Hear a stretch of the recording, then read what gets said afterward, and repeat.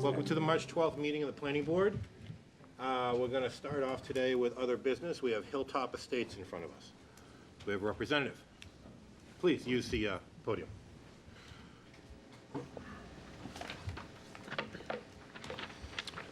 Hello and good evening to the board.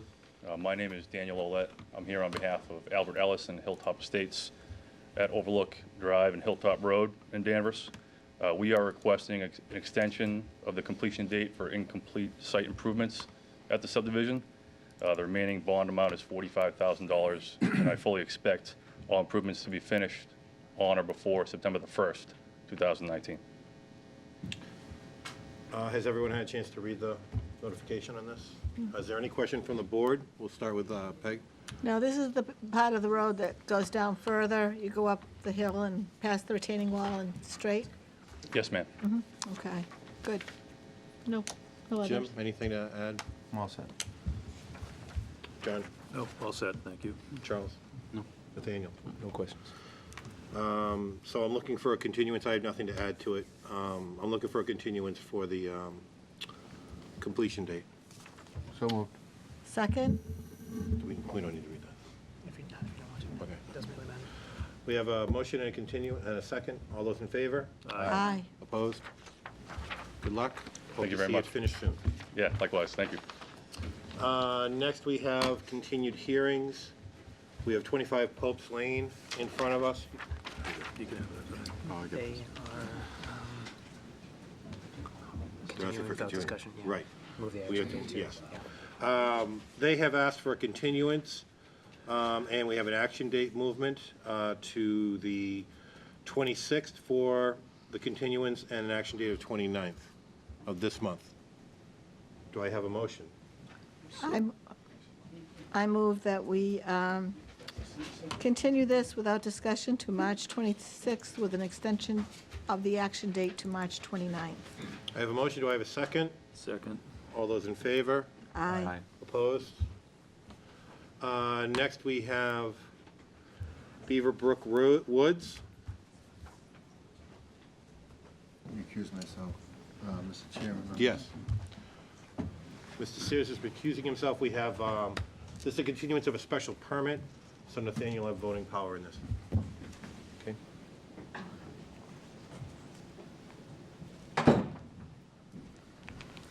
Thank you very much. My name is Nancy McCann. I'm here on behalf of the applicant.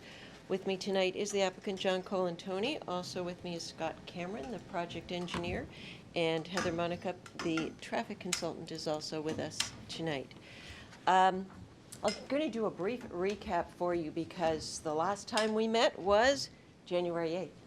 And we made a full presentation at that time, but you may not have been thinking about that exclusively since that time, so I'll give a little recap of this project. What is before you tonight is the request for a special permit under Section 33 of the zoning bylaw to grant a special permit to allow the developer to proceed forward with a cluster definitive subdivision plan as the next step. The purpose under Section 33 for a cluster subdivision is to allow a decrease of the footprint of the project, not to allow any more lots than would otherwise be available under a conventional subdivision, but to simply suck in the footprint, suck in the impact of the development on the environment. For the purpose of that is really to allow some creative planning, have less impact on the environment, have less roadway and design costs and impacts of construction, and perhaps most importantly from the zoning bylaw and the town standpoint, to have dedicated in perpetuity open space. And that is what the cluster subdivision provides in this case. It's about a 6.5 acre total parcel. We're proposing 2.5 acres roughly of dedicated open space, which we are proposing to convey to the Conservation Commission.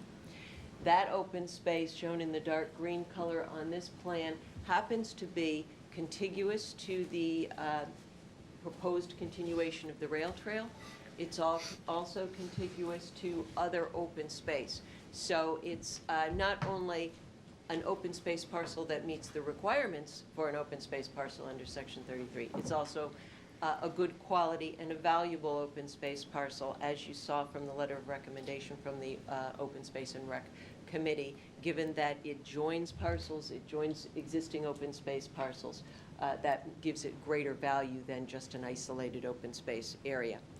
On January 8th, we did make a full presentation. We went through all of the requirements under Section 33 as well as under Section 30 for the special permit. Those are also outlined in detail in the application.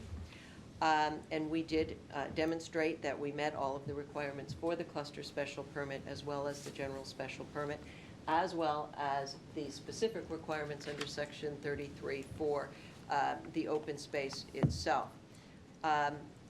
Prior to filing this application, we did meet with staff, we met with the Technical Review Committee, we met with the Open Space and Rec Committee prior to even doing our filing. So we think we've presented you with a good comprehensive cluster special permit application that really meets the intention of a cluster by having less impact than the otherwise permittable conventional subdivision.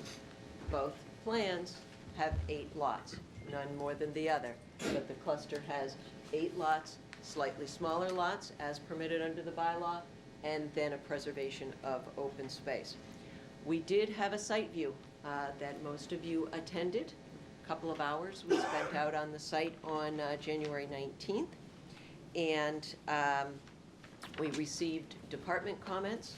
We have submitted responses to the department comments, and then we've gotten some second round of comments back from the engineering department. So again, what's before you tonight is the special permit under Section 33. Is this the appropriate location for a cluster design as opposed to a conventional design? If the special permit is granted, that allows the applicant the opportunity to present to you as the next step a definitive subdivision plan that would be a cluster development, which would have the open space and the lot areas as shown here. That's the technical aspects of a definitive plan are not in front of you. That would be the next step. So first we're requesting to be able to proceed forward with a definitive based on a cluster layout design. So that's the special permit that's before you tonight. I think with that, I will turn it over to Scott to walk you through the plan and our responses to comments. Thank you, Nancy. Good evening. Record, my name is Scott Cameron with the Moore and Cameron Group, 66 Elm Street, Danvers, Massachusetts. Shift this over. I'm going to walk through a couple of the more noticeable adjustments to the plans that we submitted in the response to the staff comments. I will note, I'm not going to get into a lot of the technical details at the engineering department. I'm viewing those more of an outline of things that they want us to resolve at the definitive plan phase. These are still schematic level plans, but we know they're going to work. We intend to document everything in the engineering comments in the next step of the project. There are a couple of adjustments that we made, in particular to the roadway layout, just to clarify some questions and concerns from the department. And we feel there was some, the regulations that we're working with are a little dated from the 1970s. But just in the way things are termed and defined, we felt instead of trying to debate the merits of what they mean, we just straightened them out and made something that met the regulations. So one of the first adjustments we made was there was concern raised about the distance from 4th Street here, and so what we did is we shift the road down, and we did angle it a little bit to achieve that, but we can provide the requisite 300 feet of distance between the intersections here, which meets the code. I'll flip, this is a conventional plan, but it's the same intersection on both designs, but just in comparison to what it looked like before, where it came in at 90. Now, from a technical design standpoint, there's plenty of sight distance on Route 62. There's a very low traffic generated from this type of development with only 8 single-family homes. The 90-degree intersection is a better design. It's an easier turn, it's just a better design. We can do this by code, and I'm demonstrating that we can do it, but I think consideration moving forward would be to do the better design, which would be to request potentially a waiver to put this in at a 90-degree intersection. But I just want to call it to your attention. It's something that we would probably want to sit down with the town engineer and talk about, in a next step. But we can demonstrate that we can meet that requirement in the regulations. The other adjustment to the road layout is we had a little bit of a reverse curve here, but for a road this small, there's no restriction. If you had a larger subdivision on a collector road, we would have to put a straightaway. This is just a curve that went from here to here, and it looked like this. More noticeable, it's not as noticeable on that, but more so on this one, Okay. where you can see we kind of came in and then swung back here. So again, in simplifying the plan, we just eliminated the curve. There was some concern about what a street jog meant, because it doesn't explain really what that's supposed to be in the regulations, so we just straightened the roads, we eliminated that. So this got straighter. It didn't affect the number of lots. We're still providing the required frontage in both the conventional and the cluster plans, and it eliminates that question. So we had originally submitted some house footprints, just generic. We actually fine-tuned these a little bit and took a varying size and shape of the houses to show a little diversity, different ways to get into the garages, some front entry, some side entry, and some larger footprints and smaller footprints. We did the same in the conventional plan, so you can get a sense of the, sorry, can you guys all see these? So you can get a sense of kind of the massing of the dwellings between the two concepts. And on the cluster, we did also, even though the town engineer had mentioned that he does not agree with the reduction of the right-of-way width, on the cluster at least, we did keep the right-of-way at 42 feet. Whereas in the conventional, we are holding the 50-foot right-of-way width. The reason for this is we just feel that 42 feet, we can fit all the infrastructure in that. It really fits with the spirit of the cluster development bylaw of zoning, which says right at the top to work on a more flexible roadway design network for a lot of reasons, but really in the spirit of preserving open space. So we did leave that on here for your consideration. We did widen the road to a uniform 24 feet. We had pinched it down to 20 feet for a point where there's no homes. We just made it 24 feet all around. We had 24 feet of pavement around the cul-de-sac where 30 feet is required. We just went to 30 feet. Not a huge change. It's more impervious, but that all fits within the footprint of the 42-foot right-of-way. And we provided that on both concepts, the cluster and the conventional. On the conventional, we added more detail, same amount of detail here as on the cluster. The prior plan had just kind of a schematic lot line layout, but all that is there for detail so you can see how the lots could be graded, street trees, sidewalks, retaining walls, stormwater locations, so you kind of see how all this would compare. The footprint here for the conventional is greater than the cluster, mainly because we're pushing up a lot into this area of the property on the conventional, and probably further back in this area as well. We also included, we did our site walk, we walked down the existing trail that follows along the edge of the wetland. We added that to the cluster plan. We added a potential connection, which would come off the road down to that trail. And we also added the location we observed to put some granite benches that would be put in as part of this project. And this would be accessed off of the rail trail. There's kind of a level point where this is probably an old woods road that came out, probably crossed over Beaver Brook at one point and then continued up into the property. So it's relatively level and accessible from the rail trail side. And we also looked at a point where we could potentially cross through to make a connection from here to the rail trail linear parkway. This all would be subject to Conservation Commission discretion, of course, especially crossing through the wetlands. So we could propose it here. The final, approval we would need would be from the Conservation Commission to get through there. I don't know if I want to present any more detail on the plans or any of the comments. I don't know if it's appropriate this time to maybe see if you have any questions on the comments or of Nancy McKeon. I'll open up to the board first, and we'll go from there. Nathaniel, any specific questions you want to ask? Did I hear you say that there are 8 single-family homes? Yes. Okay. I think I mistaken that I thought that there were some that were like duplexes or condos? Nope. No, all No, single all family homes? single family. Okay. Anything else you want to add, or? Not with respect to what what has been presented today. No, I don't have any questions. Thank you. Charles? It seems like everything has been covered. I've been going through engineering's comments to see what extensive. was touched upon. And, I mean, you've touched upon every one of them so far. I do have a question. Maybe this isn't the Please. appropriate time.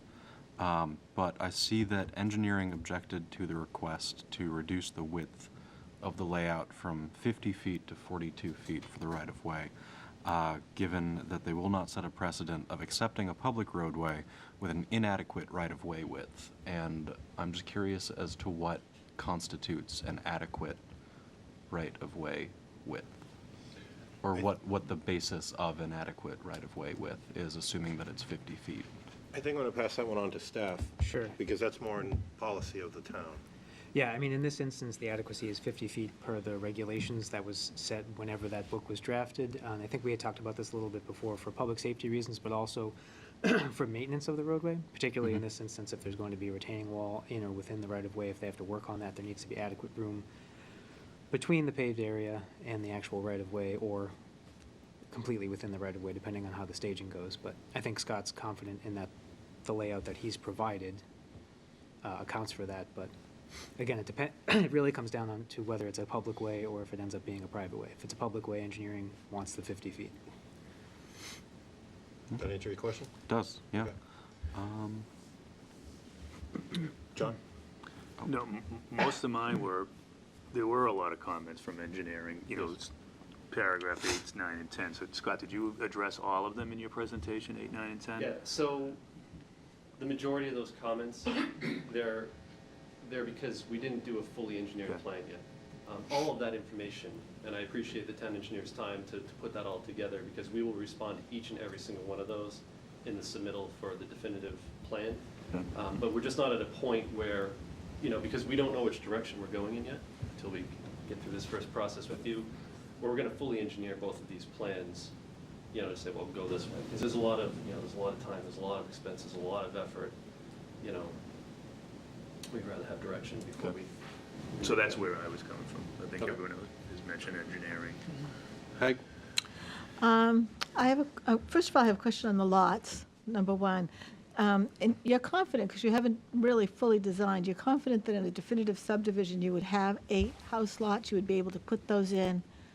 Because we did walk around, and I was trying to look at the topography versus where the wetland is, and you very nicely showed us how you can determine the water table by the type of dirt underneath the tree had fallen over and all that.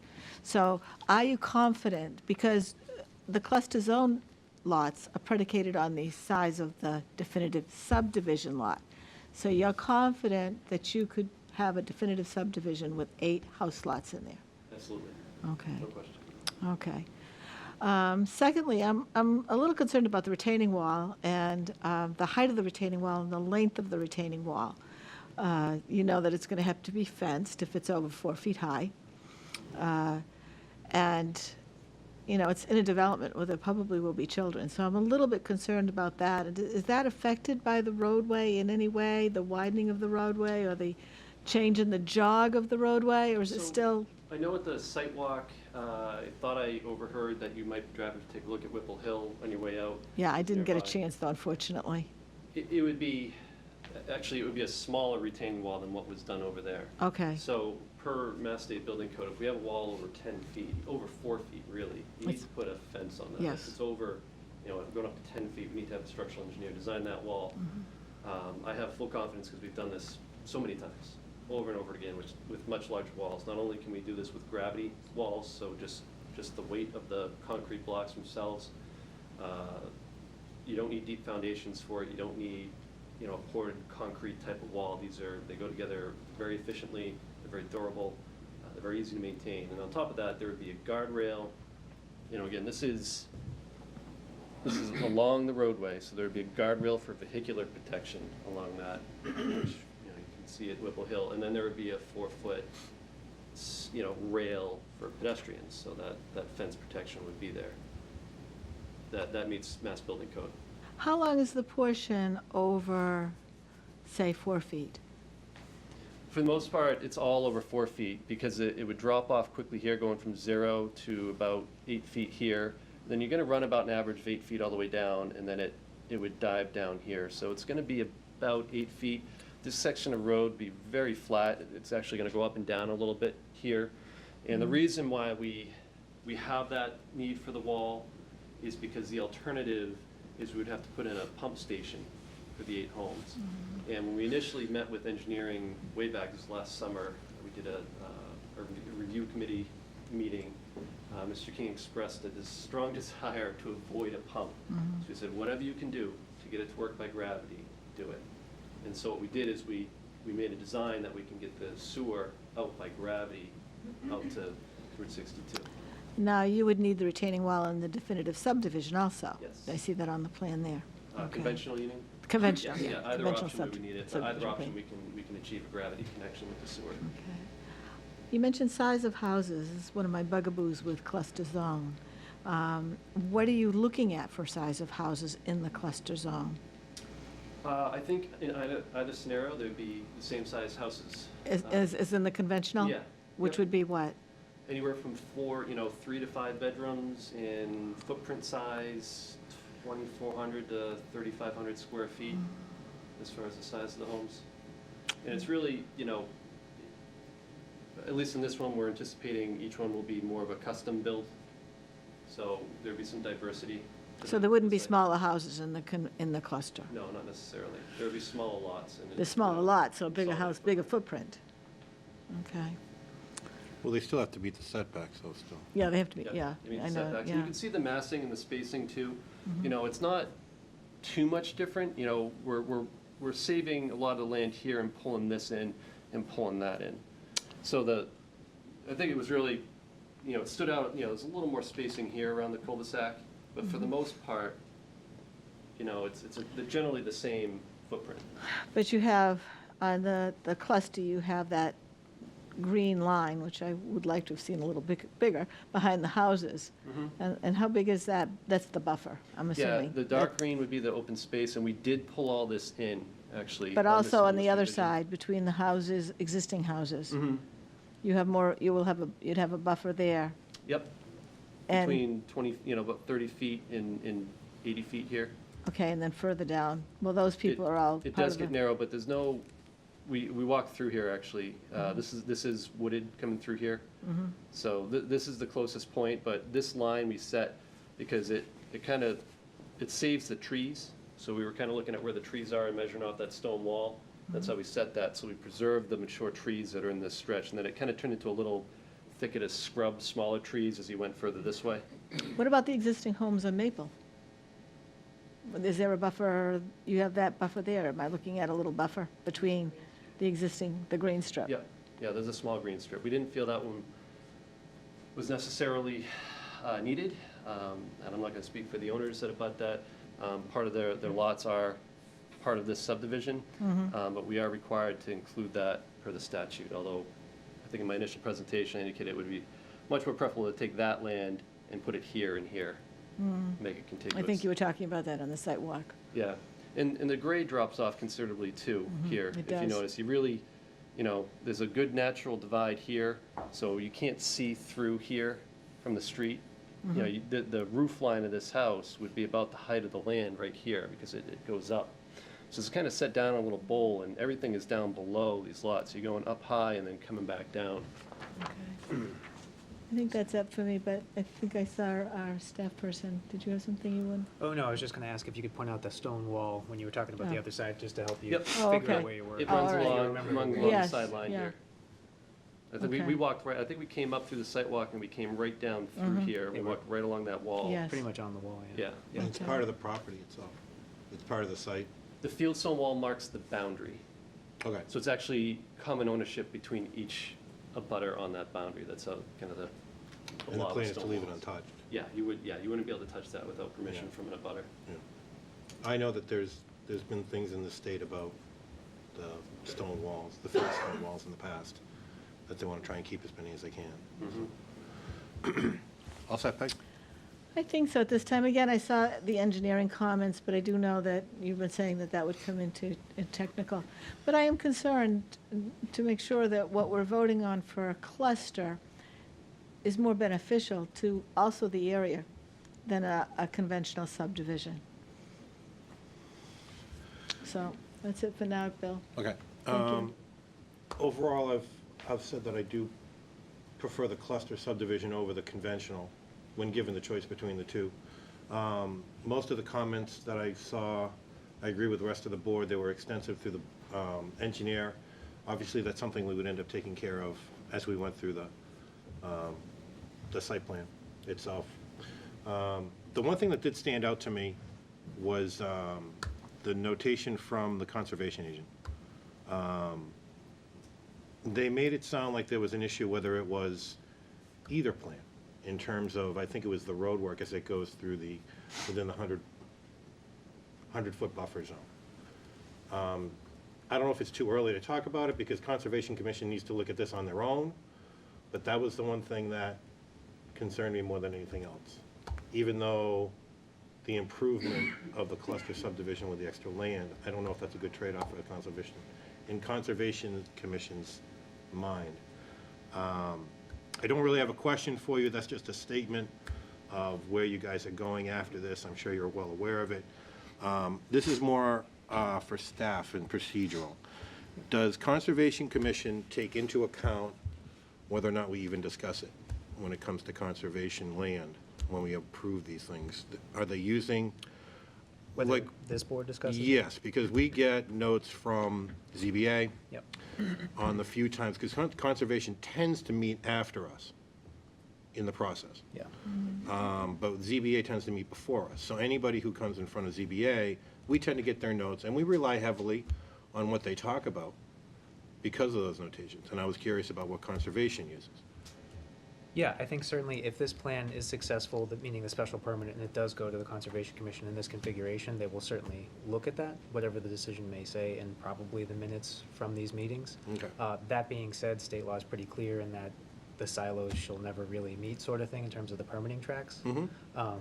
So as much as they take that into account, it's kind of their own business on that point. But, I mean, the note's well taken. They do have to go through the wetland on either plan, so that's a secondary hurdle after this permitting board, whatever the decision may be, if they choose to do something else. I guess my one concern is if let's say we do approve this in the future, and it goes in front of conservation, I don't want to feel that they are pushing it through. They're compelled to approve, is what you mean? Yes, Yeah. that's a better way to put it. Thank you. Sure.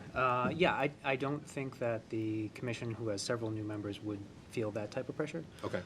We can make it pretty clear, if you'd like to, in the write-up, that's. Well, let's see how far we go first, but Sure. obviously, if it gets to that point, I'll reiterate my points at that time. Absolutely, yep. Okay.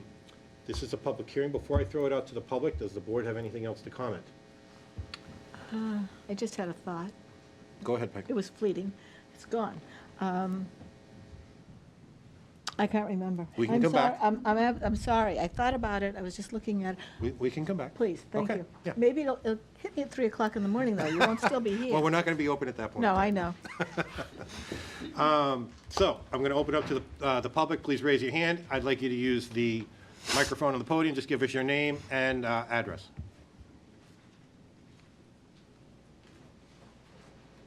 Thank you, Mr. Chairman. Matthew Duggan, Town Meeting Member, Precinct 1. Two things.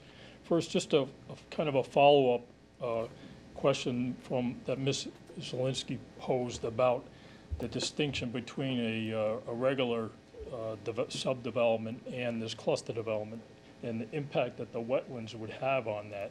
So from my understanding of looking at the layout, that lot number 8 there that's at the top corner, that looks like it's inside the 100-foot resource area from Crane, or from Beaver Brook, which is a running body of water, so it has more stringent conditions associated with it related to the Commonwealth's wetlands regulations. So I don't really understand how that can happen, even with the cluster. So if you're saying it would just be a standard development, if you use the dark green area as for for standard lots, I don't see how that could be permitted. So it's not really one or the other. It seems like cluster is the only option for this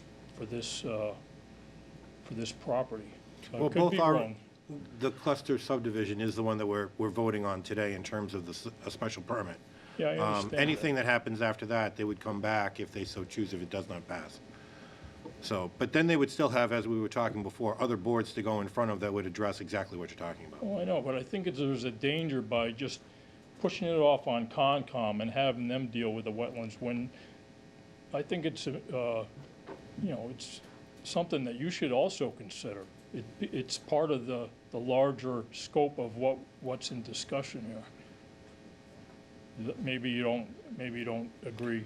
Well, we do take conservation comments from our staff, but our board is limited in terms of the comments that we get from the Conservation Department, outside of whether or not it passes beyond those 25 and 100-foot buffers. All right, fine. The open space, I doubt that will ever be used by the public to go in there and use that. I think some of that dark green should be pushed over to the other side and have a true buffer with the existing, the people that live there today. They're the ones that should have the buffer, not having a buffer between this cluster development and the electric right-of-way. That doesn't, it seems kind of backwards to me. And that's just a comment. And then just one last thing. That narrow rectangle, the light green, that's 321R Maple Street. That's owned by the town of Danvers. I don't understand how the easement can you can just build a road across a piece of public property like that with no remuneration or any type of in-kind, that you can just build across the public right-of-way. Or, you can say that you have an easement and just put the road wherever you want on that property. How does that work? I'm going to throw that one to staff, but I do believe that the easement was there quite a while ago for the road itself as a subdivision back in, I believe, the 70s. Yeah, so that way was laid out on an earlier plan, and technically it is a laid out right-of-way that the abutters to this development can build in and have rights to access to pass and repass on. So as all of the owners of the existing property abut that way, they can build out that road, essentially. In that specific location? Just in that exact specific location. So on neither side of that light green can that road go, just in that one little area. So does that easement open to the public, that if you were on Maple Street, you could walk up on that easement to that town-owned piece of property? To get through private land, right? Yeah, And you'd those have are to private houses. traverse Who's private. the easement, who owns the easement? Just the properties that are there, all Most likely in There's this one. case, the fee in the way is owned by the abutters to the way, yeah. all right, well, hopefully, the wetlands is given a little bit more consideration here. Again, I think that lot number 8 is in the resource area. I think if you don't mind, if you want me to respond. Please, yes. Just to respond to Mr. Duggan's comment, I mean, the current existing regulations, we don't necessarily have an uplands requirement for the entirety of the lots shown on the plan, so I understand what you're saying. Maybe that's something that we look at in the future, but right now, the book that we're operating under doesn't have that provision. So to your point about Conservation Commission, I think that's where it would come into play. Not sure if Scott wants to talk to that. If I could, Mr. Chair, response. Yeah, and very good questions, and for the board's edification too. What we're effectively going through is an alternatives analysis. We're comparing two alternatives. We had looked at alternatives even before we came to you. The potential of, purchasing this land that the town owns and moving the whole right-of-way down. The town meeting body voted that down, so we are exercising the right to come through that right-of-way, and it kind of fixes that point on the land where we have to come through. Now, the wetland buffer that Mr. Duggan is referring to, I highlighted in a black line here coming across. This is a 100-foot buffer zone to the wetland resource area. The buffer zone itself is not a resource. It has nothing to do with Beaver Brook in this location, per se, that the Beaver Brook jurisdictional line comes off of the brook here, which you saw in the corner here, and it comes out from the culvert and kind of sweeps up around, and then it goes off. It just touches the property a little bit here. Beaver Brook is a perennial stream, does have a 200-foot riverfront area that extends off of it, and a 100-foot buffer zone that extends off of that. So we're not proposing any work in this area on either concept.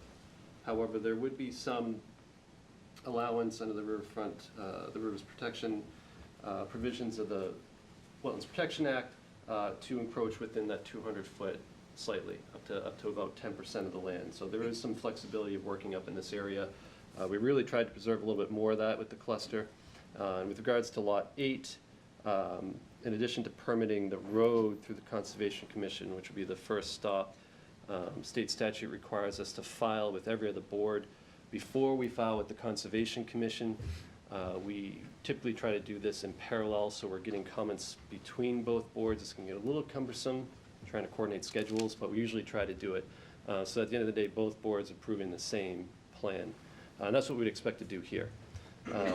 So we've been filing a notice of intent with the Conservation Commission for the work between here and here for the roadway, and then any accessory stormwater infrastructure. And then separate orders, probably a notice of intent for Lot 8, because that is within the buffer zone, but we can build this and fully comply with the Danvers Wetlands bylaw, which restricts alteration within 25 feet of the wetland and structures outside of 35 feet. In Lot 1, this may or may not be a notice of intent, but because it's on the other side of what would be the road, this would probably just be a request for determination, which is a simpler permit, because this is further away from the wetland and just on the outer edge. Really, most of the work here in the buffer zone is going to be part of the road for drainage. Yeah, that's. Anyone else in the audience?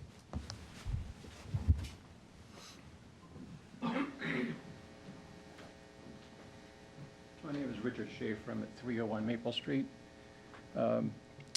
Couple things. I'm glad you all went out and took a look at the property. And you can see how our concern is environmental, quite a bit of it. He mentioned down the 100-foot buffer zone to the wetland. The road is all within that 100-foot buffer zone. I'm glad he did bring that up, that the running water over on Beaver Brook, there's a 200-foot buffer zone over there. That actually, and you can see the line, it actually goes through 3-4 properties and actually through a house that's on there. So I think we have some serious things before you just go ahead and say, good. He just made mention of, with other boards, they do it with the environmental people. I think that might be a good idea. Rather than approving it right now, get together with them and see what they're going to do about this. I think a lot of it, they're pushing boundaries. And I don't want to see the boundaries pushed in this area. What they're giving up on the 2 acres, or whatever it is right now, they've put, is all land that they can't build on. It's all within those buffer zones. They've shoved it all up into the backs of all our houses to live on Maple Street.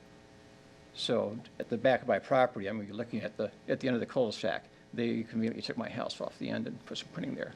But I'll be looking right into the people's, the elevation is right even there with my house up in Maple Street at the end of the cul-de-sac. So those last 3 houses around there, they'll be right there. You know, like you said, 30 feet away from my back of my property. That's a concern of mine. Also, you had mentioned about the roadway going in there. There was a right-of-way that I believe the Registry of Deeds has it from 1951. The road doesn't really follow the right-of-way. If you get out the maps, I believe you guys have in the zoning board, or the planning board has the maps, you'll see the dotted right-of-way. They've deviated off of that right-of-way to put these roads in. I think that should be addressed.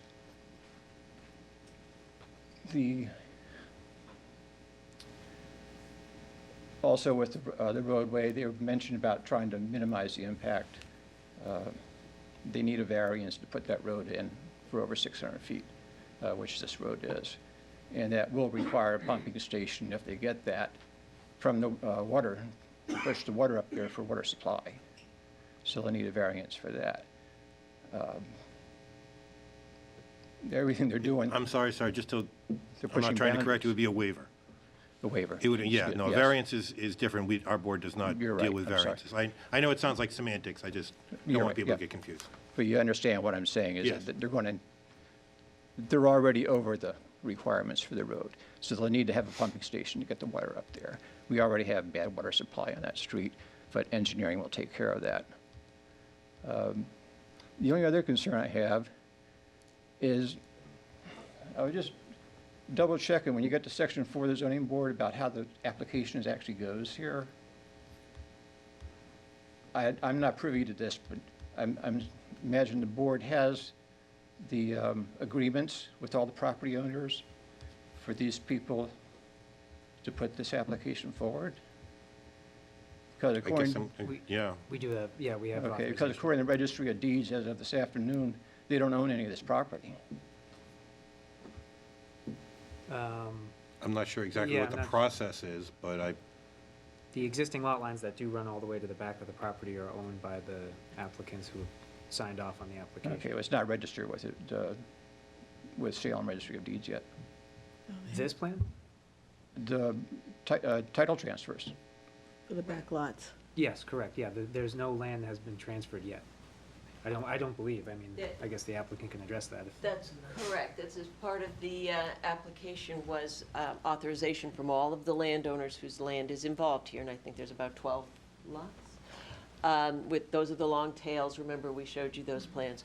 Those owners of all of those lots have assented to the application. Of course, there hasn't been any conveyances yet. So they're looking for you to approve this before they put any money out. Is that what we're getting at? No. We can't answer that, I mean, Yeah, if the that's- applicant chooses to address that, they can. Yeah, okay. So the people that you got like last time that were wanting to say this was a good thing, there are people that are gonna, that this depends on money that they're gonna be getting if this goes through. So I want you to take into consideration the people that thought this was a good idea, there's other motives there. They're getting paid. Okay. I think, and also the application itself, I like to make sure that everything is on that. Are they asking for a preliminary plan approval at the same time as this? we're strictly voting on the special permit for the cluster subdivision, yes or no. So At this point in time. So they Any still need to specifics have a associated, preliminary. they're going to have to come back in front of the board for more information, and that's when all of the engineering, design, and everything will be coming in front Okay, of us. because they don't meet the requirements of permit approval right now. From what Well, they're it putting in hasn't, there. that has not come in front of us at this Okay, point in time. that's what my question was. Yes. Okay, thank you. Anyone else from the audience?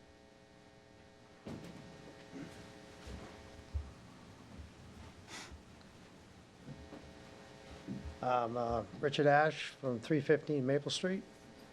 I have one of those lots that go way back there, and I think that my lot will definitely improve as far as my using it by the cluster design, and I am in favor of the cluster design. Thank you. Thank you. Anyone else to add?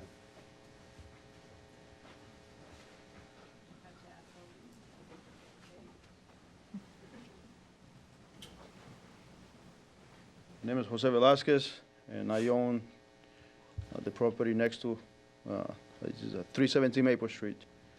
And I am in favor of the project. I truly believe that this will improve the neighborhood.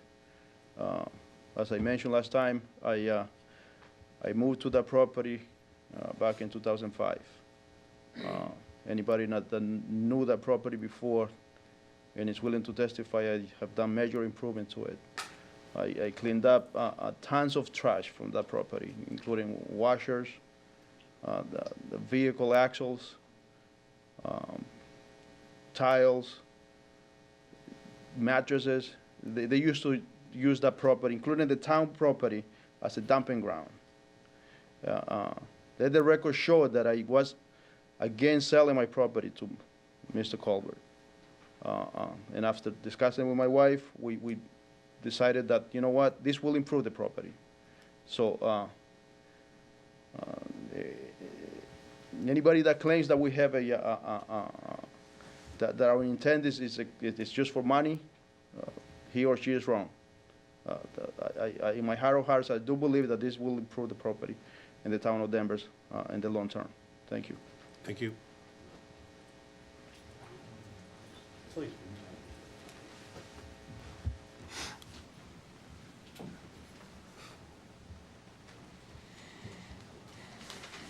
Hi, I'm Laurie Dixon from 303 Maple Street, and I'm here representing our condominium, which goes from 303 to 309 Maple Street. And we are in favor of the project. Any further comments? Just, No? okay, all right.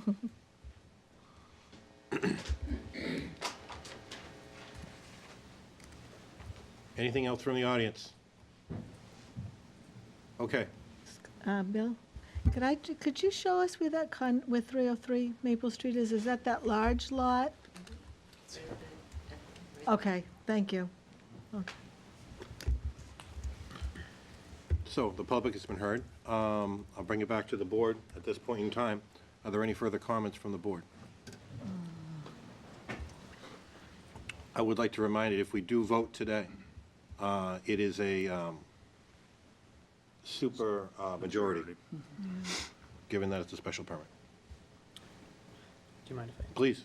So just procedurally, really quick, I think I put in the packet staff, as this was a completely redesigned plan, essentially, staff did not do a draft decision for this, thinking that if it's the will of the board, there's a couple options. If you feel like there's no new information that you need to have from the applicant or the public, you can close the public hearing tonight. That's fine. We have 14 days to decide the matter, which would bring us to the next meeting. And then staff can either do a draft decision within that time, send it around to everybody on the board, and get individualized comments from you all back, so I can put that all together. Or we could continue this matter, do the same thing with the draft decision, close the hearing next time, and do whatever it is we're gonna do. There's no right or wrong answer, so it's whatever you want. If you feel like there's no more information that you need from the applicant tonight, Okay. you can feel free to close the hearing. Then I guess I'm not going to make a poll out of it, but I'm going to put it out to the board. Do you feel you have enough information or have any other extra questions you want to ask?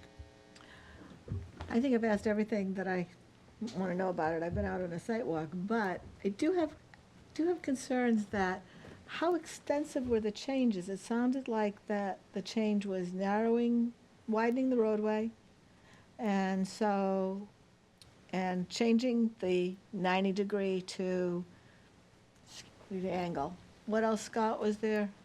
Just some more detail and clarification. My concern is that we usually, Mr. Chairman, we usually have, on any new revised plan, have it at least reviewed. I know this isn't a detailed final plan that we're, and we have all the technical requirements, but we usually have enough time for some input from staff to look at the changes. We did get comments on quite a bit of that. On the new changes? So the last round of comments engineering provided to the board were based on this revised set of plans. They did have, as everybody pointed out, Okay, it so was an this extensive set. now has satisfied engineering. So the changes that happened on this plan that the planning staff were looking for were mainly related to the road, which Scott had addressed earlier. As far as I can tell, with those roadway changes, there was a tightening up of the lots, as Scott pointed out, with the inclusion of some more open space towards the back. Planning staff for this plan was satisfied with the roadway as good as it's going to get, I think. So how beneficial then would it be for another round of review? Or are you basically do you feel that the changes are such that they have addressed what's been commented on and will be okay with the other departments and all? Yeah, I think the future changes that may happen should it proceed to the definitive stage from the engineering division can be addressed at that stage. There's a lot of very specific items from engineering that they were looking for that I don't think Scott was going to fully design the stormwater system at this point. So a lot of it was stormwater based, which is totally crucial and critical, and we're not fluffing it off. It's just a question of how much design would they put in at this, what could be determined as really a concept or a sketch phase. So. In that case, I wouldn't have a problem voting to close the public hearing and, well, listen to the rest of the board and then maybe approving. However, I do want to point out again that I have a real interest in a walkway. I want to make sure that there's access to the rail trail and it's not just cutting down a few branches and that stuff. So Even if we approve something like that, or it'll the be part of applicant that, it'll be yeah. part of the, that's whether it's in the definitive subdivision that they go to. If this doesn't get approved, it'll be in the definitive, I hope. They'd also need approval from some of the other boards, too. Okay. Just to make sure it doesn't cross any Okay. issues with conservation and. Right, it would need. Yeah, I agree. But that is something that you could include.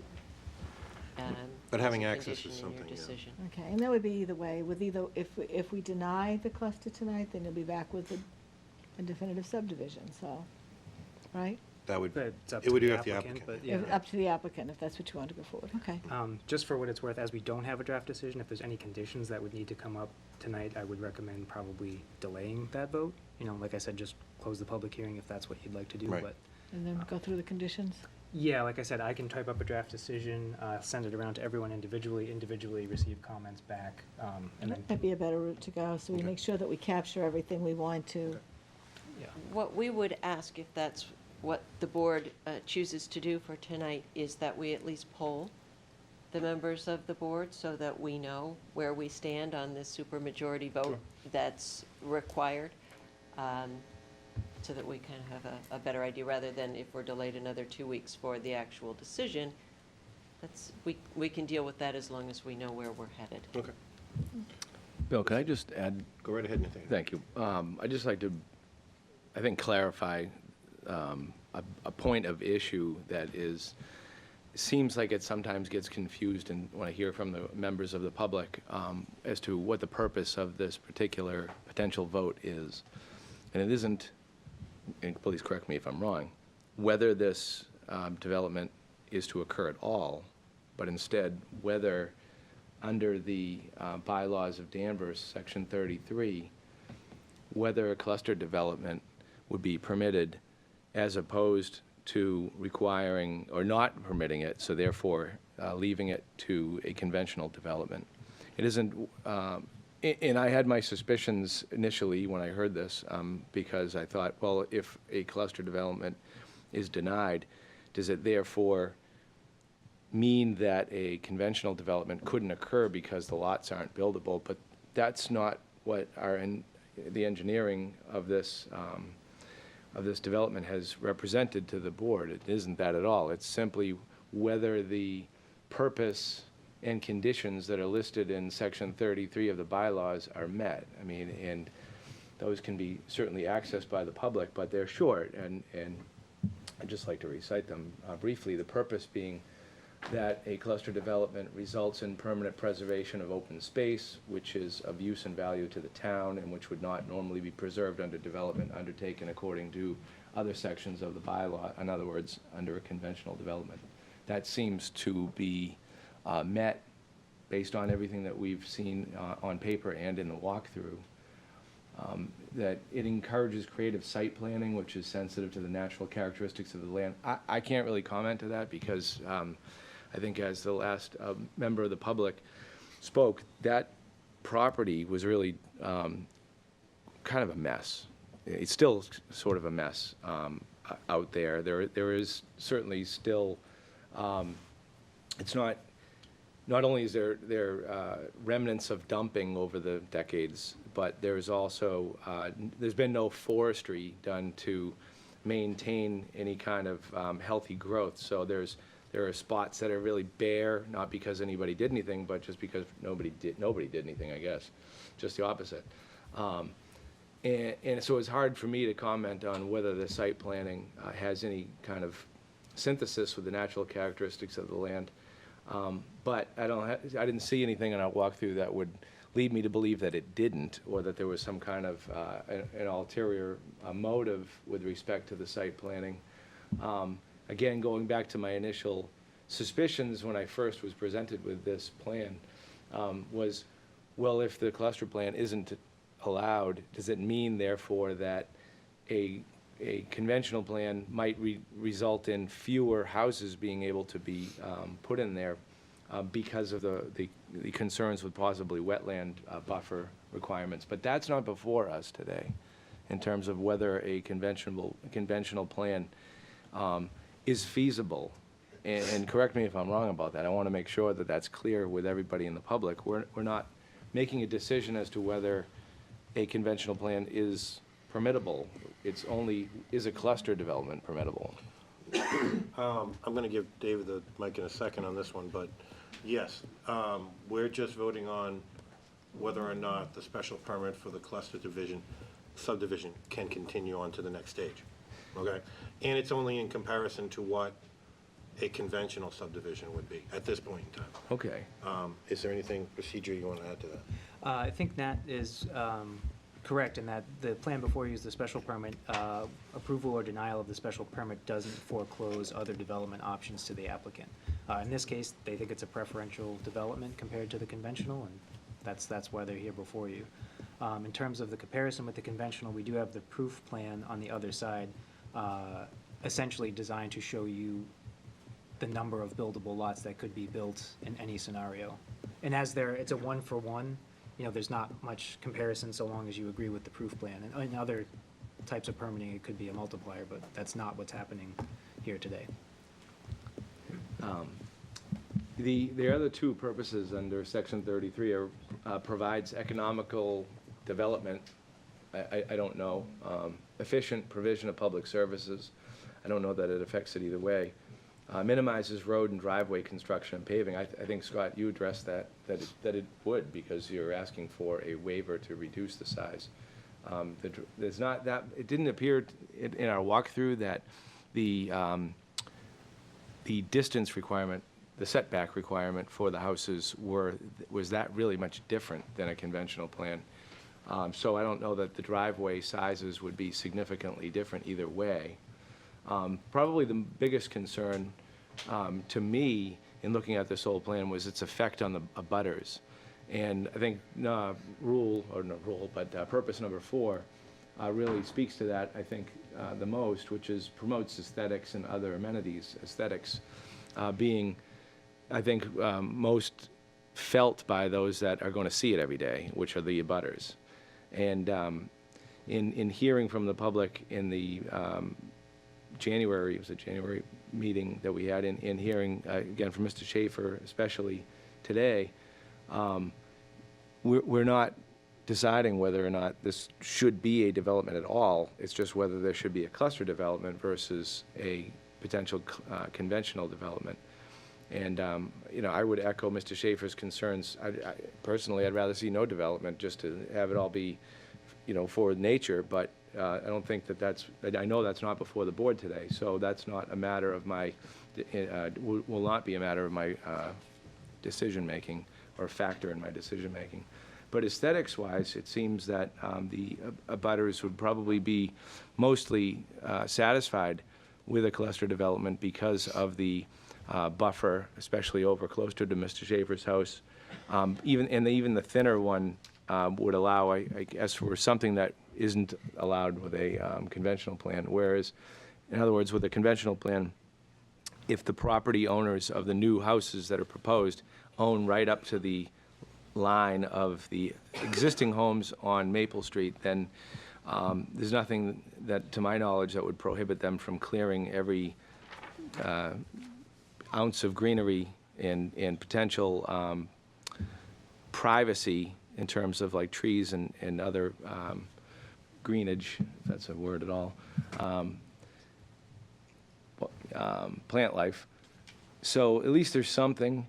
Would I prefer to see more if I lived there? Yeah, but again, that's not what has been presented to us, and what has been presented to us, I think, has been articulated pretty well. It's, I guess, for lack of a better terminology, lesser of two evils. This seems to satisfy the concerns that we heard from the public, even though some of the concerns we heard were, don't develop it at all. But that's, again, is not before us, and I just want to make that clear. Charles? I don't Do you feel think I can comfortable follow moving that. I would be most comfortable having staff draft something and send it out and allow us to comment on it.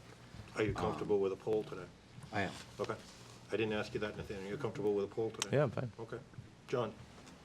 No, I'm comfortable closing the public hearing, and from my perspective, we don't see many cluster zoning. It's interesting that it's a very emotional topic within the town, but I think, based on what I'm hearing, I'm in favor of the special permit for cluster zoning. Okay. I have no problems with a poll. I think I've made myself pretty clear in the past in these meetings. So this is not a vote. Just for the applicant, I am in favor of moving forward with a poll today, closing the public hearing, and also deferring the actual vote until we have the staff a chance to come up with a full definitive motion for us to put through. So I'm looking for someone to close the public hearing. I move that Mr. we- Chair,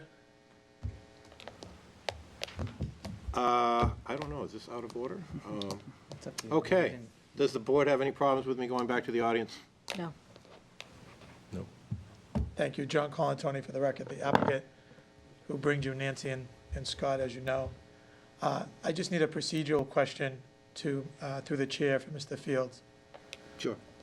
If the board was to vote in favor or not in favor of the cluster tonight, so let's say they voted in favor of the cluster, does that stop the planning board staff to give feedback to the board before the definitive process when we come in front of you? Because we don't, as a team, Right, we don't have anything more to offer you. right. So we can keep delaying and delaying and delaying, and where you're gonna find us back here with the same thing in a couple weeks or a month. So it's either cluster or conventional, and I wanna give them the green light to go forward to get the definitive, which really gets a lot of the neighbors' questions for or against, and the board's questions for or against answered. And the faster way of doing that is I would respectfully ask the board to take an official vote tonight for or against the cluster, because there's really nothing more to give to you. So I appreciate the time. Okay. So the applicants requested a full vote. Procedurally, I'd like to ask David, are there any specifics that we need to put in that motion before we move forward? There's some conditions to consider from planning staff and engineering staffs, and anything else that came up tonight. Personally, I mean, having not drafted anything at all for this, it would make me uncomfortable going forward, but I'm not on the board, so Okay. that's up to you. I mean, the intent is not just to delay, John. It's really, I mean, if you get the straw poll and it goes in favor, I don't think there's gonna be any hurdles to cross at the final last second. As he asked, I don't think, we can't vote to approve something, and then, don't we have to have this, the language in the certificate, what's it called, Certificate of action? Action. Shouldn't we have those in before? I mean, I think it's much cleaner to do it that way. I agree that it is clean, yeah. And if he gets a straw vote in favor, then it's almost like giving them a green light. They're just gonna get, you're gonna circulate the conditions to us. Yeah. We're gonna say agree, disagree, or you forgot this. Yep. Add that, and then when we come back the next time, we'll have them come in and we'll just say, do you agree with these conditions? Yes or no? And Yeah, and I mean, to address the applicant's concerns, I think we heard him out. We can say, thank you for your comment. yeah, We're gonna proceed the way we're going to proceed. I don't know how anyone else feels, but I still I think don't the have any- cleaner way to do it.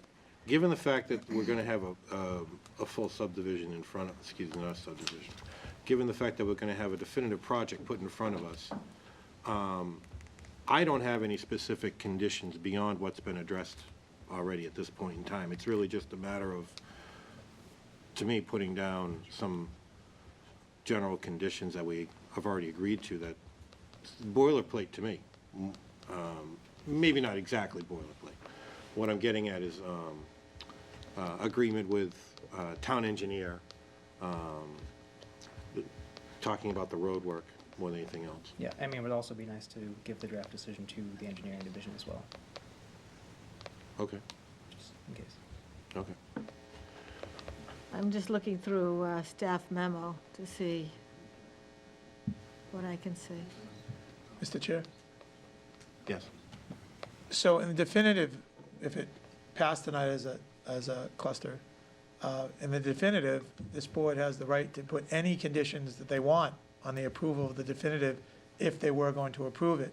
So any of those concerns of, I'm just picking one out of the air, of the pathway to the rail trail or the benches or whatever it may be, those definitely could be put as set conditions when it comes time for the definitive plan.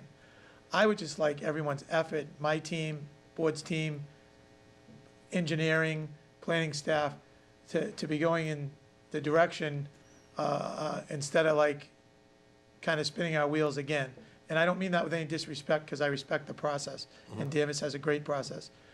I don't think you're losing any ground or any protection on anything that you want to do by taking an official vote tonight. Thank you. Okay. So, let me put the question this way then. Sure. Does anyone on the board have a problem on an official vote versus a straw poll? Would it change your vote? Well, Possibly. I think it's important that the staff has the ability to take the time to do it right. Thank you. So, so from my perspective, I'm in favor of it, but I want it to be done correctly with the input from staff. I agree. I agree. Yeah. I agree with John. Yep. And I am in favor of this. Right. But, and I don't want to slow down the developer either, because, you know, I think you missed one meeting because I wasn't here. And, you know, I hate having them to have to come back.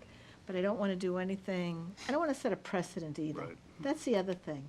Okay. You know, we normally have a clean certificate of action where we have our conditions listed. We're all familiar with them, and we all agree with them.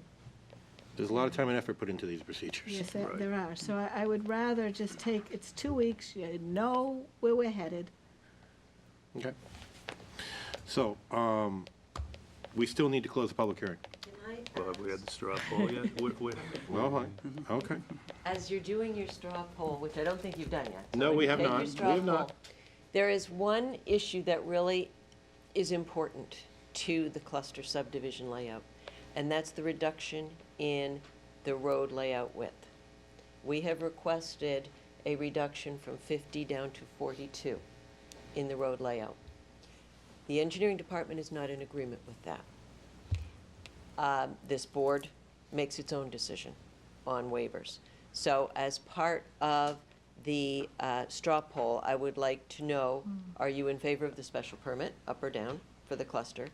And whether you would be willing to grant a waiver for the road layout, because that is important when we talk about the cluster design. But isn't that something that we would do when you come in with a more definitive plan? Oh, absolutely, you're not granting the waiver. I'm just asking, as a straw poll, what's your thought on that? Because I normally would say to you, go back and work it out with engineering. I mean. And we have tried. Between the two of you. And we have tried, and engineering has taken, I think, quite a hard line in the last memo that came out from the engineering department, talking about not wanting to set precedent with reducing the road layout. In fact, the engineering department has reduced the road layout on the last cluster that was done, which was Choate. It did not reduce it below 50 feet, however. That was a larger subdivision, so I think that went from a required 54 layout down to 50. So, in fact, that waiver has been granted. I don't know of the incident of it going below 50 feet. And that's what we're requesting here. It may have happened in the past, I just haven't looked at every subdivision. So we would just like to know whether that is something that the planning board would think, and this, we're not granting the waivers now, that comes a definitive, but whether that's something that you would consider is a road layout less than what the engineering department is telling you. That's really what it comes down to. We just need to know what your comfort level is there with that, because it's important to the cluster layout. Well, my personal opinion, and you're not going to like it, but I rely on the engineering. And I still go back to, that would be something that you should be working out with him. If he doesn't like it, then you need to sit down and see if you can find some type of compromise.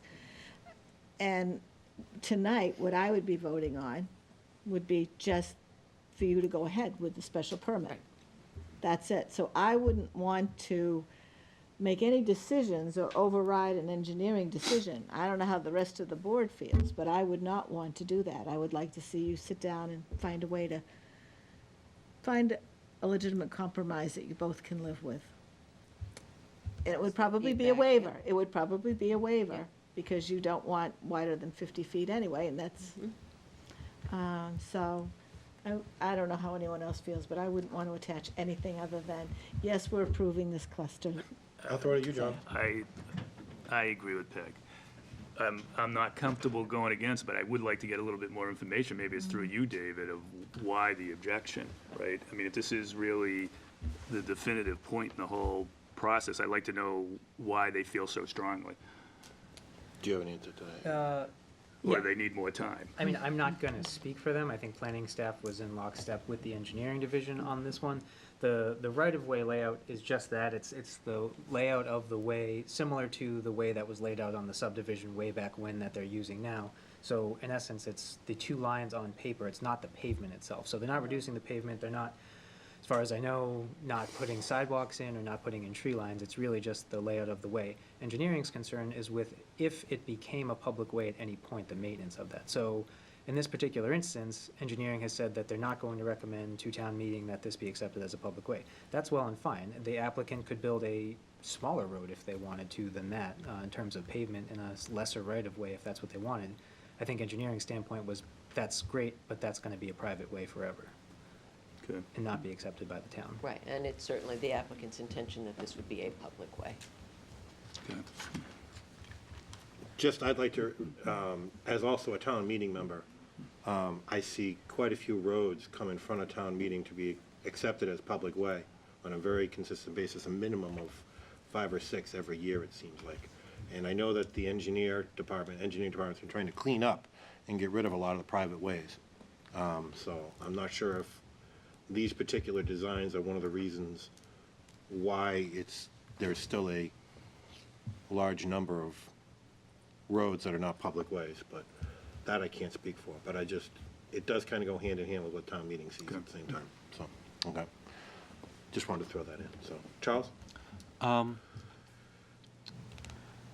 Well, first, just out of curiosity, this is more for David. When you say that the engineering department wouldn't want it going below that in order to Yeah.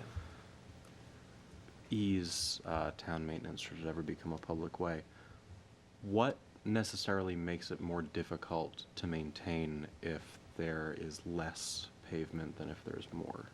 Or am I misunderstanding?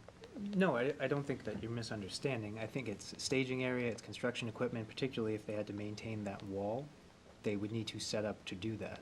And the question is, they can't go over the backside of the wall because that's totally in a wetland. So with minimal staging area, I think their concern is how do we maintain that couple 100 feet of retaining wall if it needs maintenance, and it will at some point. Okay. So, But the right-of-way isn't the total width of the pavement. Yeah. There's, on a lot of highways, when I worked for Mass Highway, the right-of-way on Route 1 is a lot wider than what you think it is, but a lot of people have built on it because it's like they thought it was theirs. yeah. And so you may think something is your property, but it actually is part of a right-of-way. Mm-hmm. Yeah, It they're could be not, grass and, they're not proposing to pave 42 feet. It's Right. actually the inverse of 24, so.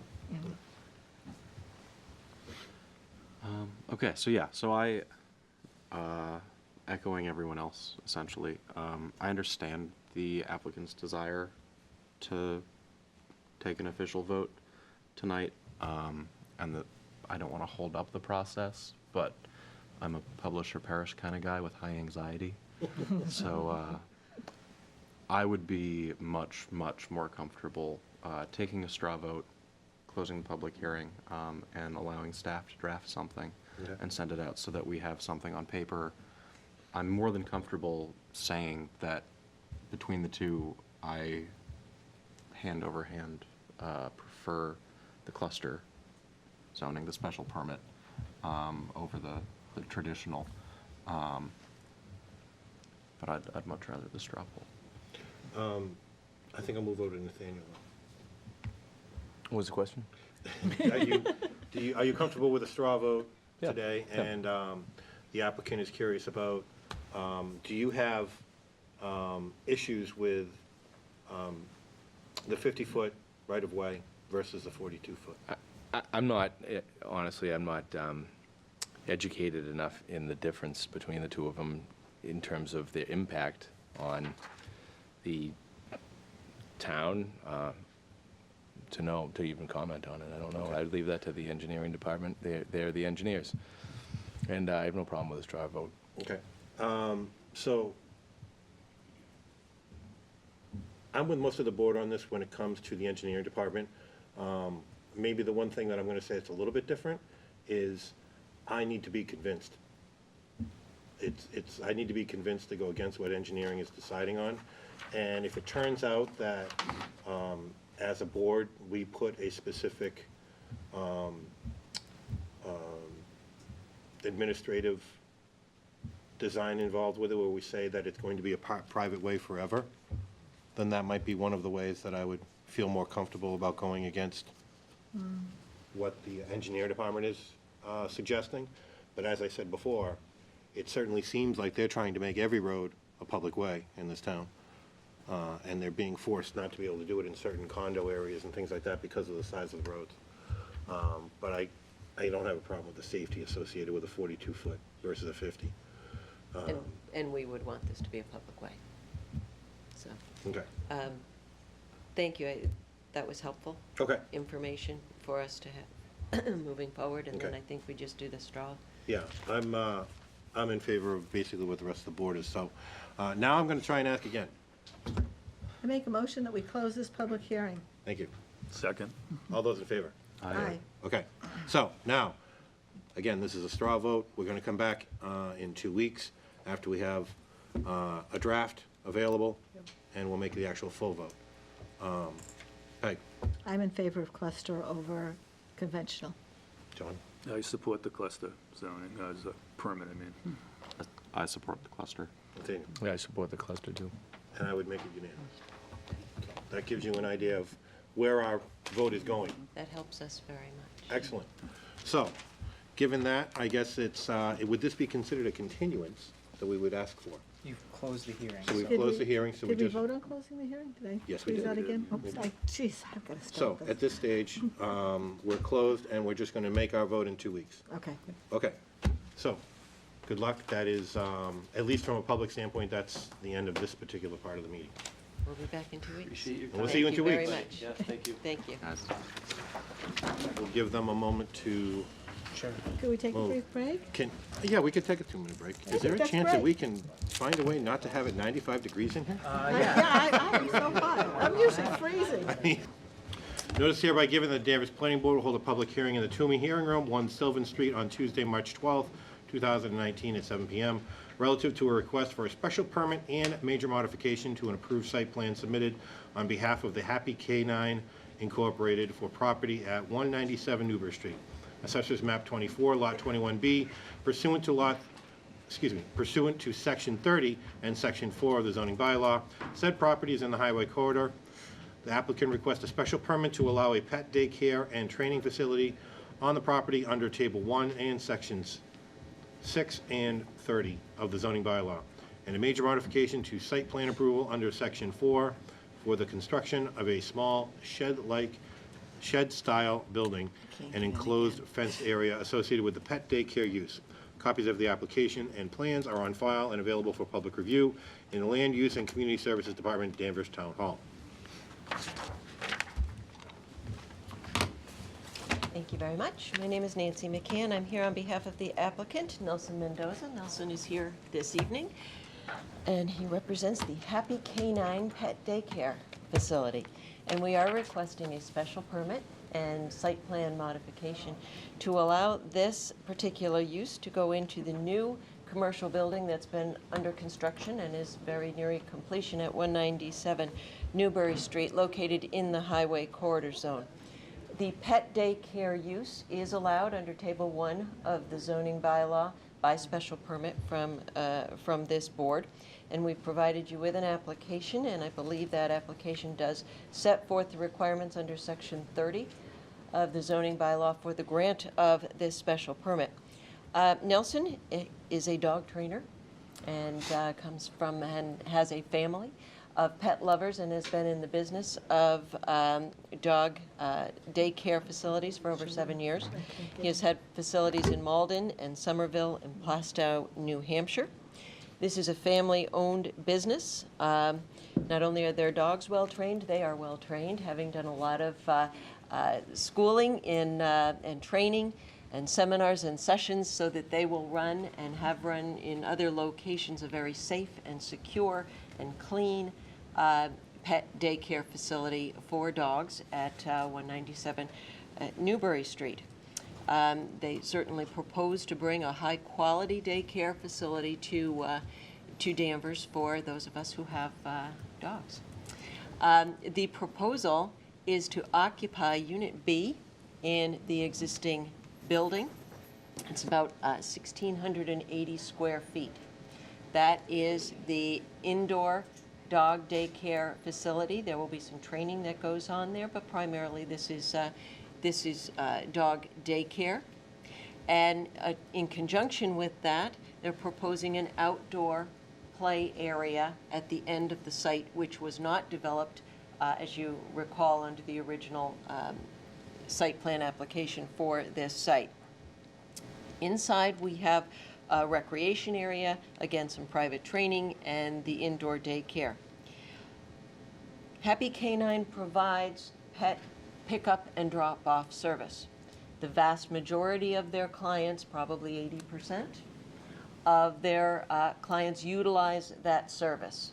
So Happy Canine has a pet transportation adaptable van, and they pick up from your home, and they bring the dog to the daycare, and then they bring the dog back to your home at the end of the day. It's quite a nice service. For those people who do not utilize that service, they would come to the facility like anyone else coming to any of the businesses here, would come in the driveway, would come up to the front area here. An employee from Happy Canine would come out to the car, get the dog, bring it inside, and off you go, and you leave your dog for the day. As you remember, on this building, there are overhead doors on the Route 1 side. When the Happy Canine van comes with the dogs in the morning, they will utilize the overhead door. They will come into the facility and unload the dogs inside. The reverse will be true when they take the dogs out at the end of the day. So if I'm bringing my dog, I'm going to come up to the front and someone's going to come out and get my dog. The van facility for Happy Canine will come into the site and utilize the overhead door in the back that's already existing as part of that building. Then the daycare goes on inside the building. We have an outdoor play area that will be fully fenced, the chain link fence. We're proposing a small shed, a 380 square foot shed facility here, which is simply that. It is a shed that will have some maintenance equipment in there. It will provide some cover during the day if it's a particularly hot day, but it doesn't have electricity, it doesn't have heat, it is simply a shed. It will have water. It'll have a water spigot, and that we show a water line here on the plan. There is a gate located here. The van will take the dogs from the indoor area when it's time for playtime to the back area. The van will drive in, let the dogs out inside, and then leave. There will not be dogs walking from the indoor area to the back area. That will be by van transportation from here to here by their own vans.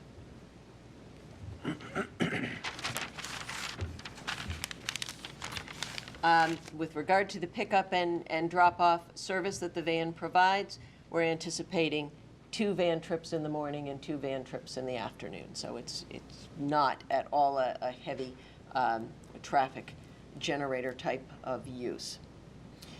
Again, the proposed play area is fully enclosed with fencing, and then it's anticipated that there will be some divider fencing inside the enclosure itself.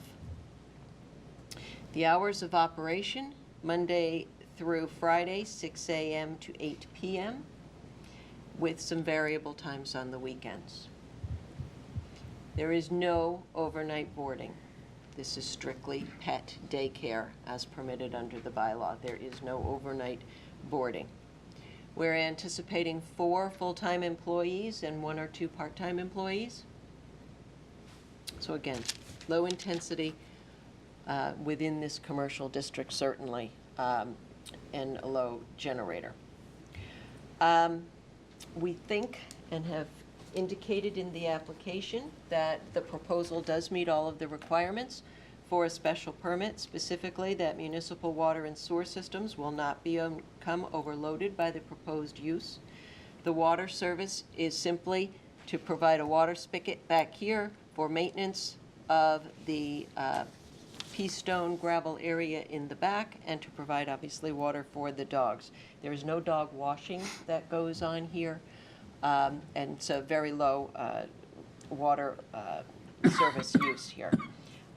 This public street certainly will not become overloaded. This is right on Route 1, and we are a low traffic generator. The value of other land and buildings will not be depreciated by the proposed use. This is a clean service operating during normal business hours and certainly in keeping with similar uses in the area. There will not be an undue nuisance or serious hazard to vehicles or pedestrians, and adequate and appropriate facilities have been provided to ensure pedestrian and canine and vehicle safety. Pet waste is removed from the site on a regular basis by a company that will come in at least weekly or more to remove pet waste. It's certainly picked up on a daily basis by the employees of Happy Canine. And certainly we think that this is a proposed use that provides a nice service to the area and convenient and in keeping with the intent and purpose of the zoning bylaw. So I think we certainly do meet the requirements for the special permit. We are requesting a site plan modification, and what I have here is the original site plan that was approved. And on this plan, this is the plan that was submitted with the application, I have highlighted the proposed changes. So this was the original plan that was recently approved by the board for the building itself. And then I've highlighted the changes here, and I'm going to turn it so that you can see this. The changes consist of adding a water line to provide the water spigot. The shed, which is 360 square feet. It's on blocks. It is a standard type of shed, no other utilities other than water service. And the fencing around this, this back area. Those are the basic changes. The dumpster has been moved from the previously proposed location from here down to here. The plantings have been adjusted a little bit to allow for the shed, but no decrease in the number of plantings, no change in the type of plantings that were previously approved. We've just moved them a little bit so that we can put the shed here. Snow storage notations have been moved because we had originally, the part of the approval included snow storage back in here, which would not occur now. We do have snow storage around the site. It is limited, and the applicant understands and would take a condition, as with the owner of the property, that snow would be removed from the site if it becomes in excess. And then this fenced-in area is proposed to be an underlayment of sand and compacted soil, and then pea stone on top of that. And that is the proposal for this area, for the recreation area, if you will, for the dogs in the outside. So the site plan modifications, while I've asked for a major modification, they're really not particularly major. We're adding a water line, we're proposing a small shed, and I do have, we had submitted with the application a shed graphic, which was kind of like this, but Nelson has refined his shed design. It's still strictly a shed, and this is the design that he received from the shed company just today. I'll pass that in. So that is the proposal. We think it's a good proposal for this particular site, a good use, and will be certainly well run by Happy Canine. We have received comments from the planning staff, which incorporated, I think, comments from the engineering department. We also had a staff meeting, and we have some modifications to make to the plan that have been requested. Namely, we have been asked to look at some sort of system to deal with liquid waste in the pet area. How is that going to be handled? So we have a couple of different options that we're looking at, that we'd like to get that plan put together, get it submitted for review by the town staff, engineering department, and bring that to you the next time. I will say that I have done some research, and the recent dog park that Danvers approved has a pea stone surface and has a hosing down type of system, which could be done here with the water spigot for this area. The town did not put in any sort of containment area or sewer system or anything like that at Endicott Park for that particular larger dog park area. So what we're proposing is not unusual. It's in keeping with what is typically done in enclosed dog areas, but we're going to put together that information and attempt to address the town engineer's comments and the planning staff's comments to their satisfaction. So that's where we are with that item. To the extent that there was a request for an amended stormwater report and maintenance plan, given the proposal as it stands right now, we're not impacting stormwater at all. We've got a small 360 square foot shed. That is not going to impact stormwater. That may be the response, is that we're not impacting stormwater, or if there is some other system that's put back in here that may impact stormwater. So we'll prepare a response to that, which is either the engineer will say, our engineer will say it's not impacting stormwater, or it is, and here is the result of that. We did show a power line coming in here, which we will remove from the revised plan because we are not bringing power to the shed. One of the planning department comments, and I guess I would like to get some input from the board on this, is whether we need, given the limited change in the modification here, do we need to submit an entire full plan set, or is a single sheet showing those changes sufficient? And if we just want to submit a single sheet, as we have done, revised in the ways I've been discussing, I guess we would need to request a waiver to simply do a single sheet, which has been practiced, but is not specifically in the regulation, that we can do just a single sheet. Or we would have to do a full plan set again. Let's see, I think I've hit all of the other points. We're not proposing any exterior lighting at this time. This outdoor play area is really for daytime play. The daycare itself is inside, so we're not anticipating dogs being out in the outdoor area in the dark, so we don't need exterior lighting back there. And then we have some requested revisions to the plans, which we would incorporate into the revised plan set. So that is, that's the proposal. Nelson is a young entrepreneur who would like to bring this business into Danvers at a with a project that is financially viable for him to do. And we think this is reasonable. And he and I would be happy to answer any questions. I'm going to put it out to the board. Jim, you've had a chance to... I've been studying it for the last hour. Yes, I was going to say, you've had a chance to look into it. I mean, it's a shed, so I don't think you should have to put a plan set. That would be preposterous in my mind. And it's for dogs. But I am concerned. How many dogs are we going to expect to have and employees? Are you open 7 days a week? Yep.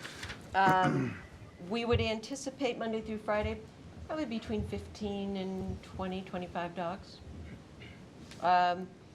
And employees were 4 full-time and 1 to 2 part-time. Monday through Friday, 6 a.m. to 8 p.m., with some variable weekend hours. Would we like to be available on weekends? Yes. Will it probably be less? Yes. Okay. On the, what's the color of the shed going to be? The color of the shed will be, what's the color of the building? Is it gray?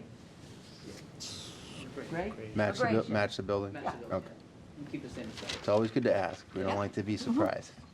We've And been Mr. surprised in Sayers, the past. No outdoor I was going to audio. ask that, if there's May I going to say be that right now? calming dog favorite No. music, or Nope. Nope. dogs like to listen to the news, or, no? They All right. probably do, but no, no outdoor Some people like audio. to play it for them.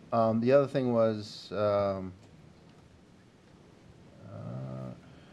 plantings by the building, by the shed that you're going to keep? Yep. Are they going to be accessible to the dogs, or is there going to be fences No, the between them and fence the dogs? is on, you have parking spaces, plants, fence. Okay. Because They're you see not- that a lot. Dogs They go dig right them to the up. plants Yeah. and go to the bathroom on them. So, good, that's all I had. Thank you. Peg. What did we do this, when we approved this a while back, what were we looking at for this building, just out of curiosity? Auto sales and repair, Okay, that's right, and Sinorama. that's right, okay. And those are still proposed here, and we had one space marked on the original plan as retail. And access is through the Ingersoll Road, Yes, Rick? Okay, same as it was before. yes, no change there. Okay. I think I also agree with Jim that this is a modification. But I also feel that it's important to look at that stormwater management plan just to protect. I don't think the dog park at Endicott is near a running stream. And I think, isn't there a brook near here? Didn't I read that there's Yes. Beaver Brook? Yep. So I agree with the town engineer that you need to look at that further. Let's see what else. Unfortunately, for some reason, my Dropbox keeps dropping and I can't get in. So you answered my question on number of dogs and hours and all that, so I think I'm all set. Nathaniel. The first thing I thought of when I looked at this plan was that the impact, or the first question I had was, what kind of impact might it have on people that, if they don't live there, or at least work in the nearby area with dogs outside barking? Well, you've got Route 95. Yep. And you've got Route 1, both of which are probably louder than the dogs, even mine. Maybe. I have a I don't know loud if that's dog. true. When you put 15 or 20 dogs together in a pen, they might get loud. Well, and you have industrial use here, you have a dog use up here, as well as a large type of commercial building and a sports kind of thing. There certainly aren't any residential neighbors within hearing distance. So I don't think there would be that impact, given this particular environment. Nelson also is a dog trainer. So I don't know if he can add something to whether there will be dogs incessantly barking or not. We've never had that issue in the past. We mainly focus on keeping a more calmer environment, which is why we don't like to do excess numbers, and we do smaller play groups because of that. So they just kind of just play amongst themselves without having so many dogs riled up, type of thing, which is why small numbers is usually better. Yeah, I mean, I'm pretty familiar with the area. I just didn't know if there was anybody who might be impacted in terms of whether, even if it's just an employee relationship or, somebody who's working nearby that might be annoyed by dogs constantly barking all day long. The other concern I have is shade for the dogs. Do you propose to be putting something out there, on a hot summer day to keep those dogs from being baked under the sun? Well, we have the shed. That's part of the reason for the shed, is there will be some ability to do that. But really, the dog daycare is inside. The dogs are brought out here for running around for a limited period of time and in different groups. You bring them out. But really, it's an air-conditioned indoor. So the dogs won't be out there unattended for lengthy periods of time? And it most likely would not be all 20, 25 at once. And we like to keep the ratio one person for every 4 or 5 dogs. And do you propose putting any kind of large trees around the outside of it? I know you said that you weren't going to have any kind of plant life on the interior, correct? No. There are white pines are proposed along here. Let me just look at what we've got. We've got flowering cherries and white pines along here. So they're going to get big, Yep. and they're going to provide some shade in here. The sun is going to come up over this way, so this will be on the north side. Yeah, I agree. So that'll provide some. Those do. Thank you. Charles? They're fast growing. Charles? Sorry, yeah.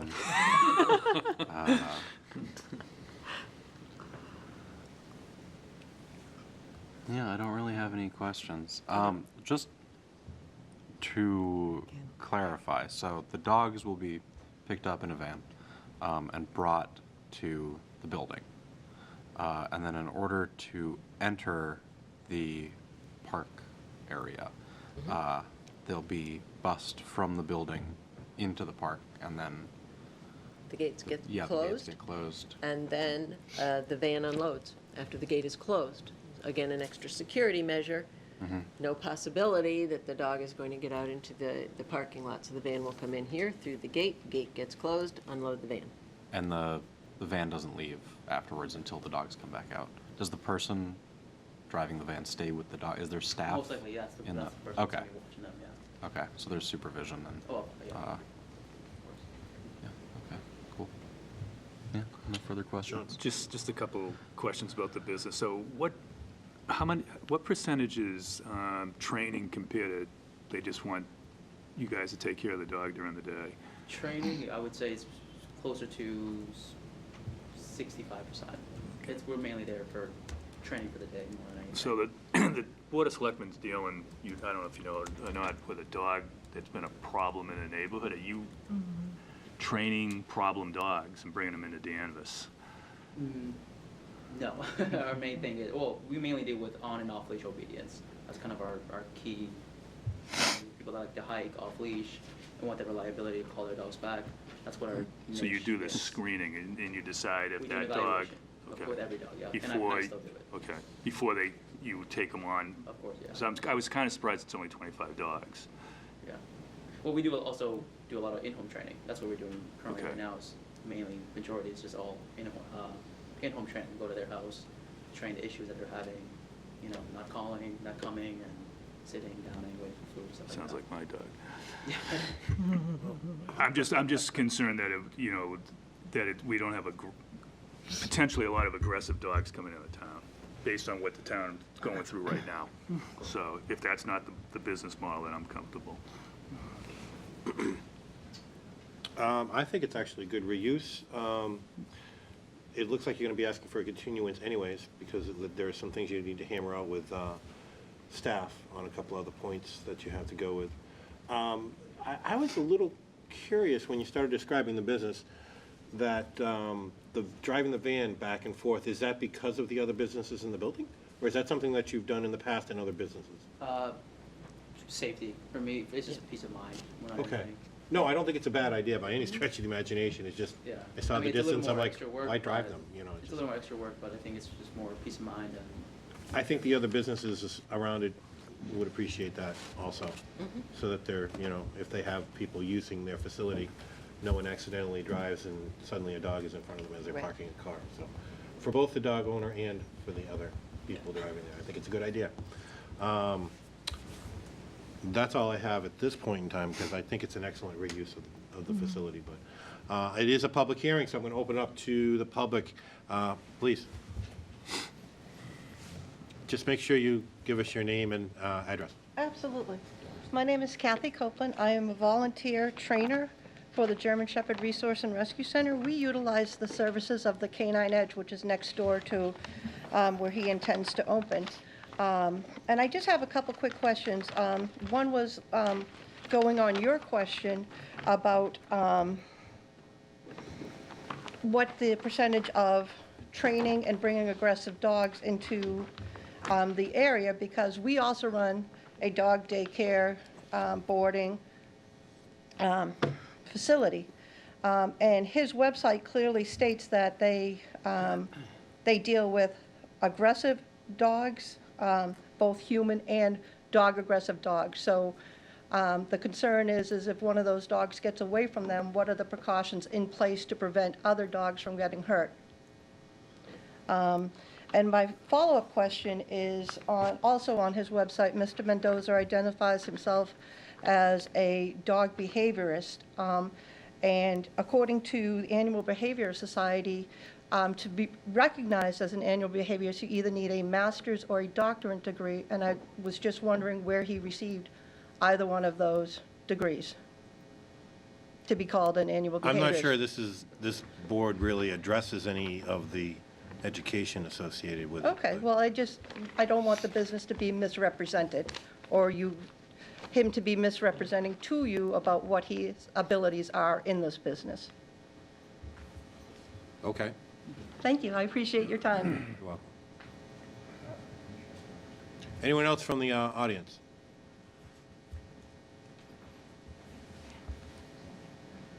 Hi, my name is Stephanie Angiulo Costa. I am the owner of the Canine Edge, right next door at 199 Newbury Street. Welcome. My concern is the outdoor area. I have not had a chance to look at the plan. I know it's available to the public. The outdoor area, he's stating that he's going to have chain link. I have customers arriving and leaving mostly in the morning and mostly in the evening. We follow the Danvers dog leash laws, where everybody has to have a leash, has to walk the dogs in, and the only time that dog is released is when it's released to a trainer or a technician. My concern is if he's going to have an outdoor area and it's close to the lot line between 199 and 197, and there are dogs outside, dogs tend to react when they see other dogs. I don't care how many technicians you have in there with them, playing with them. I don't want my customers' dogs reacting to his dogs and vice versa. So I'd like to know what guidelines and procedures are in place to handle that. I believe if there was any issues with the two businesses, I believe we would go to public health on this one? Or would it go to? Potentially, if it's an animal issue. Because it wouldn't be a zoning problem, so I would imagine that it would be public health. But you can contact the town hall, and they would be able to direct you to the proper authorities within You're town. talking about Peter I believe. Morandi, yes. Yes, I've already talked to Mr. Morandi, he referred me to the board. Well, I'm talking about after the businesses are up and running. Okay.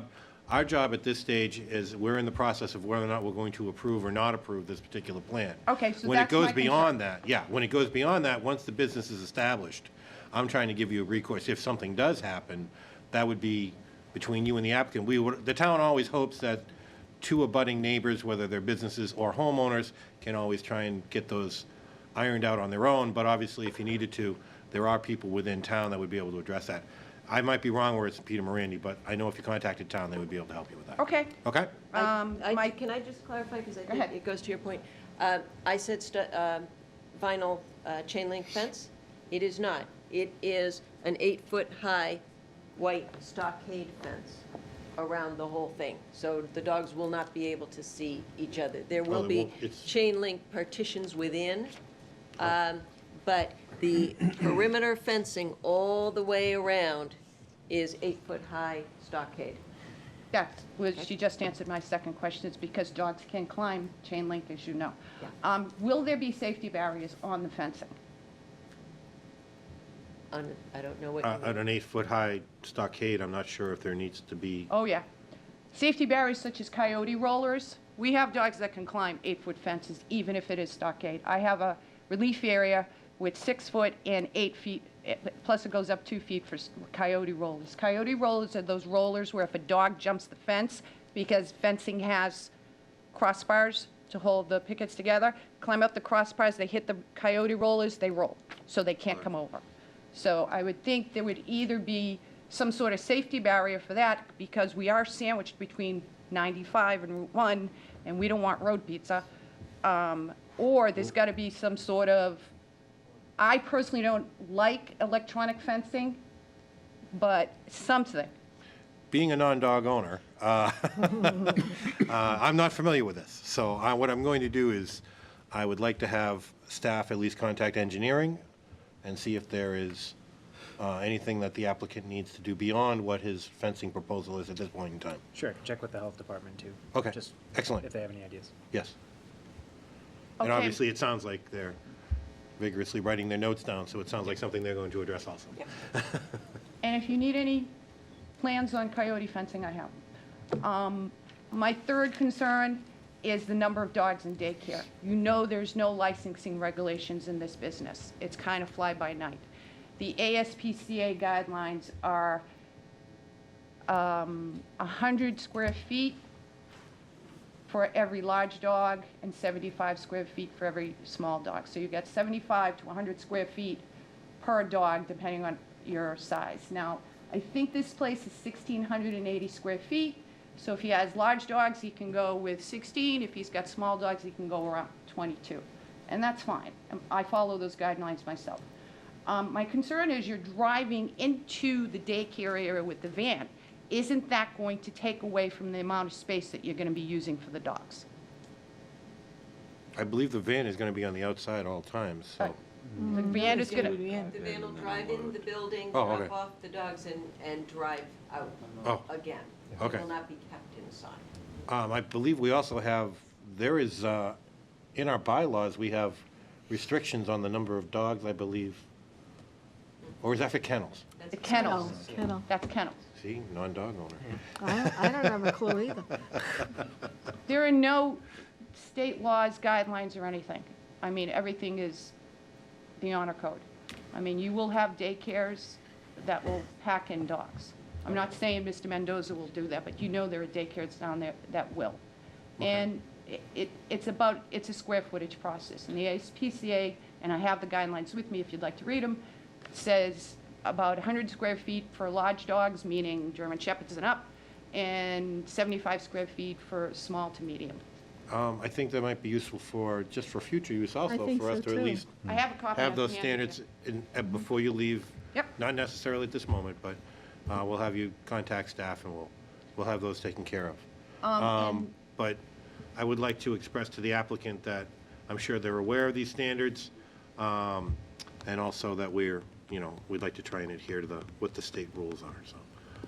Well, those aren't state rules. Well, excuse me, the ASPCA. ASPCA. There are no state rules. There are no guidelines in the industry. That's Was why your we're- facility permitted by this board? I'm sorry? Was your facility permitted by this The board? zoning board, I went through the zoning board. Okay. He's here because of me. I paved the way. So, and we opened in 2015.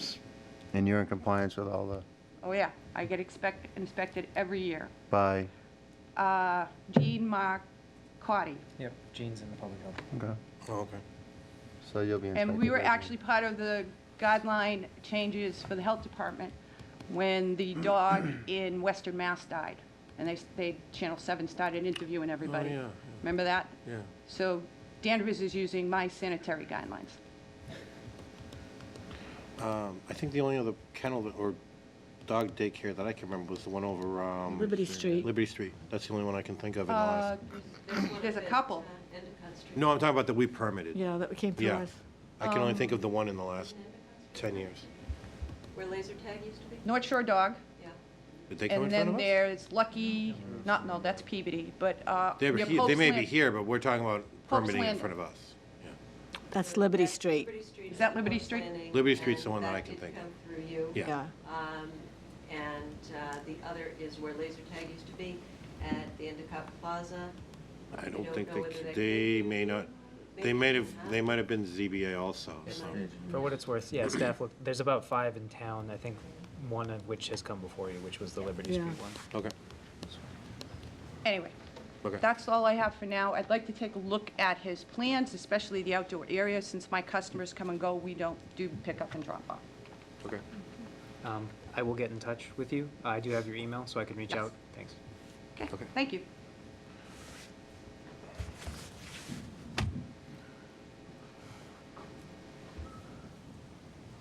Bill Bradstreet, Town Meeting Member, Precinct 1. My sense of smell and hearing is not as good as a dog's. I don't care what kind of a fence you have, but isn't it something that a dog on one side of the fence will know that there's an animal on the other side of the fence? And again, because of the sense of smell and the hearing. So for the noise, it might be prompted by one animal trying to interact with the other one. Is that a noise problem? I would I'm think asking so. a question, I don't know. It's a little bit beyond me, like I said. It's something that we're going to look into through some of the other staff members here. Thank you. Okay. Can I ask a question, Bill? Go ahead. How far is this outdoor area from her property and her building? This is the parking area. There is this lane, then there are, I think, 2 middle lanes, and then another. We'll provide the measurement to you. There's quite a distance between this lot line and the building, but So they're there's not, a they're not dimension there. abutting, they're adjacent but not abutting. Right. Okay. Absolutely. Yes, but the building is on the building is on the abutting lot, but there is a parking lot in between. Okay. Anything else from the audience? Does the board have any other comments at this point in time? No, I think her guidelines are excellent. I think we may see this in the future. It's something Yeah, the it may board be should something we have. need to look into a little more closely. Mhm. Because I know Danvers has quite a few dog owners, along with other surrounding communities. Not me. I ski. Then I'm going to be looking for, it looks like you have a list of things. I do. And people to talk to. Yes. So unless there's anything else from the applicant or the board, I'm going to ask for a continuance. And I'm going to say that 2 weeks is probably not going to give us enough time to get a plan revised and in to planning staff. Okay. So I'm thinking your first meeting in April David, does that sound like it makes more sense than going to the 26th? That sounds great. That's April 9th. April 9th? Yep. So I'm looking for a motion to continue to April 9th. Do we need to move an action date or anything like that? No, because actually, we're still in the public hearing. We're so still, good. oh, yeah, that's right. So I'm looking for a continuance to April 9th meeting. So moved. Second. All those in favor? Aye. Right, we'll see you in a month. Thank you very much. So- Go find Ted. Where'd he go? I don't know. He was just here. I know, I just saw him a minute ago. We're going to take just 2 minutes to gather ourselves because Next, we have the downtown corridor study, and we're looking for Mr. Brovitz, and he should be here any minute. I think Aaron stole him. Oh, here we go, look at that. Ask and you shall receive. Hello. Hello. On command, Ted, I like it. All right. I stand back there? Where do you think is most comfortable? You need to stand near a mic. Does that mic pop out? Is that wireless? No. It's not. We could turn one of these around if you want to. I think that's on wheels if you want to rotate it. Huh? I think the podium's on wheels if you want to rotate it. That's taped down. Oh. Oh, thank you. Email me a question. Okay, great. Thank you. Are you comfortable like that, or you want to move like up over here, or? Oh, yeah, there's a microphone down I mean, there. it's up to you guys. You want me to move up there, or? There's a microphone. There's a We're finding microphone. there's one if you want to set your laptop down over here. All right, I'll do that. Just looking for a microphone where you could. Got to be interviewed with Senate or something. Yes. We're not going to go. Like Michael Cohen, right? Too many interviews lately in the Senate. This is mine, yeah. I have a lot of slides, but I'll go through this quickly. We'll Excellent. skip some stuff. So, thank you. We've been working on this new zoning project for about 8 months since last summer. The focus is, it started out as being mostly about the downtown area, but we've expanded it to look at other areas as well, including High Street, Danvers Port, Tapleyville. So basically, what we're doing is we're putting together a series of form-based standards like we did for Maple Street. We're creating sort of a template in the zoning bylaws so that it can serve not only for Maple Street, but also for downtown, the core area, and the downtown neighborhoods. And then we're also trying to think about using it for the High Street corridor, just south of the downtown area, and then also in the Danvers Port area and in Tapleyville. So we've taken basically the standards that are in Maple Street, which are form-based standards, and we've reconfigured them slightly so that they not only apply just to Maple Street area, the old I-1 area, but also these other districts as well. So basically, Section 12 is that sort of that base series of design and development standards, and then it applies specifically to these individual districts. So you can see that the Maple Street traditional neighborhood development, that smart growth overlay district, is at the top at the intersection of Hobart. The core area is that light sort of peach color. The downtown neighborhood or live-work area is that area really pretty much between Hobart and Elm Street, Cherry Street, and then going down the High Street corridor down to 128, and then Danvers Port beyond that. So as I said, we're put together a series of standards for Maple Street and reconfigured them so that they could potentially apply to all of these different districts. And really what we're trying to do is create, an opportunity for mixed use and sort of a walkable district. Think about the integration of good streetscapes, open spaces, so that we have, good mixed-use neighborhoods, mixed-use village centers. So the design standards and development standards are based on not only the types of buildings, the design of buildings, but also the configuration and placement of parking, landscaping, and then the interaction or the interface between private development, private buildings, and the public realm, which is basically your streets and your sidewalks and your open space amenities. So basically that's what form-based code really is it's looking at not only design standards for buildings and sites, but also how they react and interrelate with our streets and open spaces. And beyond that, that interface is really critical to a successful, walkable, mixed-use district.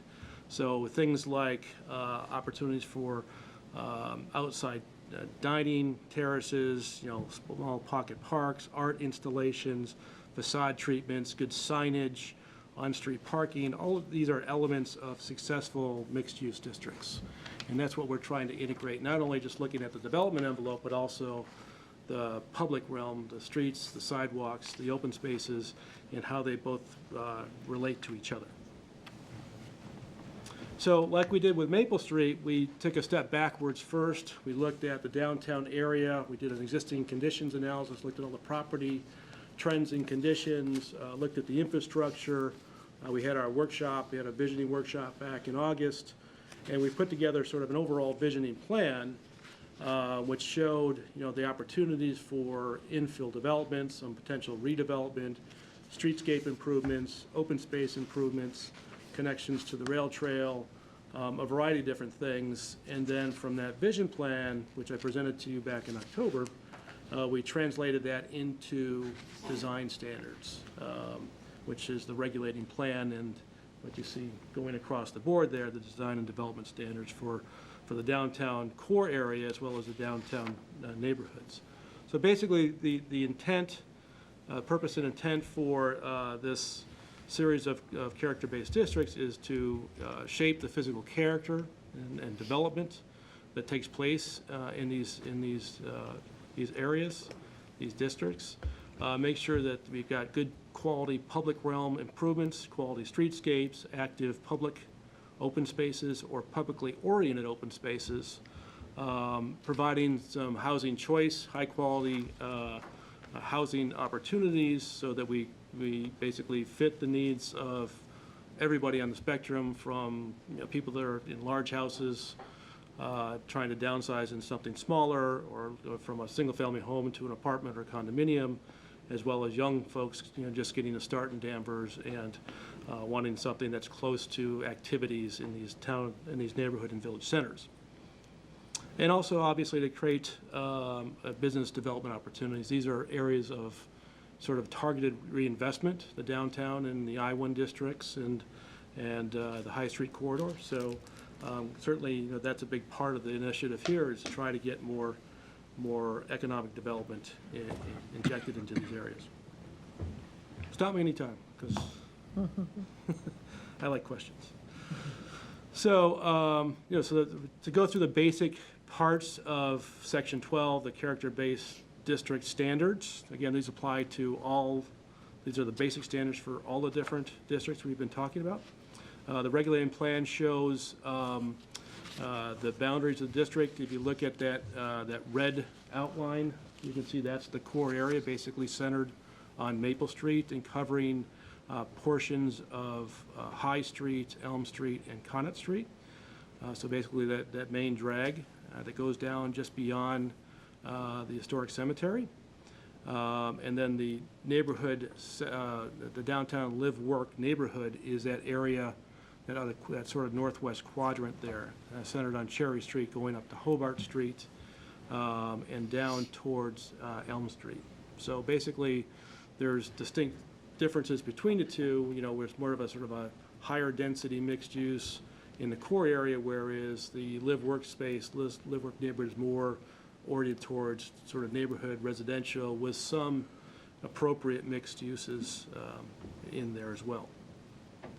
So as you may remember from the Maple Street process, this is a zoning map, but it's sort of a zoning map with additional bells and whistles on it. So for example, we've identified civic spaces, those green areas, and you can see that the historic cemetery, and then Danvers Square, and that sort of the other green strip that's up one more block, basically, and the rail trail. So those are areas where we're trying to improve public open spaces and make them active and vibrant and places where people can gather, so that if somebody is developing in the core area, they can contribute to improving those areas as part of this development. There's not a lot of opportunities in core downtowns to do a lot of open space on site, but there is the opportunity to do something that will contribute to the vitality of the whole district, and that would be to reinvest in these civic spaces, especially when our square is currently a parking lot. We could do a lot more with it. So that's the idea behind the civic spaces. There are street type standards, so that if it's a large corridor mixed use, then there's on-street parking and there's wider sidewalks. versus some of the side streets where they're narrower, but they still have sort of an urban design to them so that they support active streets and sidewalks and commerce. And then there's the frontage zone. So basically, the pedestrian frontage zone, very similar to what we did in Maple Street along Hobart Street and Maple Street itself, is we said that at ground level, all of the, all the development has to be commercial, all the uses have to be commercial, and the residential can go above it or behind it. But on the side streets, you can do a residential building. It's just that we're trying to keep that core corridor area for, at least at ground level, for commercial opportunities. That's the best opportunities for business development, so we want to preserve those spaces for that type of activity. And then between these districts and the surrounding neighborhood, the R1 district, we have some buffering requirements so that we don't get large-scale development right on top of the adjacent neighborhoods. That's a transitional buffer area. So, you've seen all this before. Basically, it's not like your conventional zoning where one size fits all in terms of dimensional standards, minimum lot sizes, setbacks. Everything is related to where the buildings are placed, where the parking is placed, the orientation, and what we're trying to do again is create sort of a walkable district. So that's really important in terms of where the buildings are and where the parking is, the orientation of the facades, the access to the buildings. That's all part of the basic standards for each one of these different districts. Then there are standards for height, whether it's flat roofed or ridge roof, different types of roofs. There are standards. And then there's articulation of the building, at least the facade that's facing the streets and the sidewalks. There's some recommendations for different types of architectural features that components that you can add to your facade. There's also standards for transparency. So for example, commercial spaces, mixed-use spaces, you want a lot of windows at ground level because you want them to be visible and permeable for people walking up and down the sidewalk and interesting for people walking up and down the sidewalk. Whereas in residential buildings, you would have more of a setback and less requirements for windows. It's more private space. And then like you probably remember, we had a long sort of discussion about what's an appropriate size or height of the building versus the setbacks, the enclosure of the street. So we've created a new diagram which basically says that you can go up to your 45 feet like we allowed in Maple Street, but there has to be a setback a certain distance. So for example, in the core district, you could have 25 feet on the street, which is a 2.5-story building, but if you're going up to 35, you have to set it back. If you're going to 40 back, you set it back a little bit further, just so we don't get too much of a canyon effect by new development. As I mentioned, there are standards not related necessarily to the lot in a district, but related to the buildings, because buildings have different design and dimensional characteristics, and that's reflected in this zoning. That's what makes it form-based zoning, is that you don't have the same dimensional standards for an apartment building as you do for a mixed-use building or a commercial building. The standards are specific to the types of buildings, and a broad range of buildings are allowed in each one of the districts. We have a new use table, which is separate from the current use table in, I think, section 300. And that's because we've sort of simplified the use table. We've got good dimensional and design standards for buildings and development sites, and basically we are allowing a variety of different residential, commercial, trades, and civic uses based on the type of district that it's in. But we're specific about the size of the buildings. These are, for the most part, mixed-use, small mixed-use village and neighborhood centers. So if you're getting to get larger commercial spaces or larger residential buildings, then things are allowed by special permit. So we have a sort of a heightened process for things that are larger and may not necessarily fit into these given mixed-use districts. And then they have the density standards. You've seen the standards for the Maple Street Smart Growth District. We use that sort of as a template for the other districts we're proposing to put this into. So in the core area of downtown, so it's pretty much the same standard, although it's a little bit higher for mixed-use buildings in terms of density. But we're not allowing things like single-family detached homes. Those would be allowed in, obviously, the neighborhood, the downtown neighborhood, but not in the downtown core. So we're trying to separate, single-family homes that would, not necessarily fit well in a core village center, but, obviously are well-established in the surrounding neighborhood. Site development standards, that includes things like how you sort of lay out internal circulation between properties and buildings, access for pedestrians, alleys and service areas, as well as parking. So parking, this is the same table we use for the Maple Street Smart Growth District, where we have a basic standard, but we allow flexibility in the standards so that if you have remote parking or shared parking, you can demonstrate that you can sufficiently meet your parking needs by having some remote parking for your employees, or you're sharing parking with adjacent uses where you have offset peak hour demands, or if there's public parking that's got capacity in a reasonable walking distance, then we'll allow you some flexibility in terms of your requirements. And also in terms of the design of parking. So for example, if you're doing a residential project and we're trying to cut down the footprint of the parking lot, save some space, maybe for open space, we'll allow you the opportunity to possibly do tandem parkings, which is front to back parking for a condominium unit. If you have two spaces, they would be front to back, which saves you a lot of space in the parking lot. Also, if you're a commercial business like a restaurant, we would allow you to do valet parking if you can find a spot in close proximity to the business where you can stack the parking spaces. Again, because these are sort of tight districts, we want to make sure we provide some flexibility in how you're parking the vehicles and meeting your requirements, but being creative about it. And then in terms of publicly oriented parking, we're allowing the opportunity, probably not in the downtown area, but maybe along some of the other districts, to do on-street private parking, what we call street-side parking. So we're not allowing any parking to go in front of the building. The one exception to that is if essentially you're creating a row of what basically works like on-street parking, but it's on private land. You put the sidewalk behind that and the street trees, but you have a row of parking that is directly on the street, so that it essentially becomes, for public use, even though it's on private land. And we've seen that work pretty well in a couple other places. The open spaces, everything from, an athletic field or a small neighborhood park down to outdoor dining terraces is in this bylaw, so you have a variety of different types of open spaces that can be part of your development based on the type of development and the size of it. But basically, you have to have some open space, and it's got to be, not just wetlands or, buffer lands or whatever you want to call them.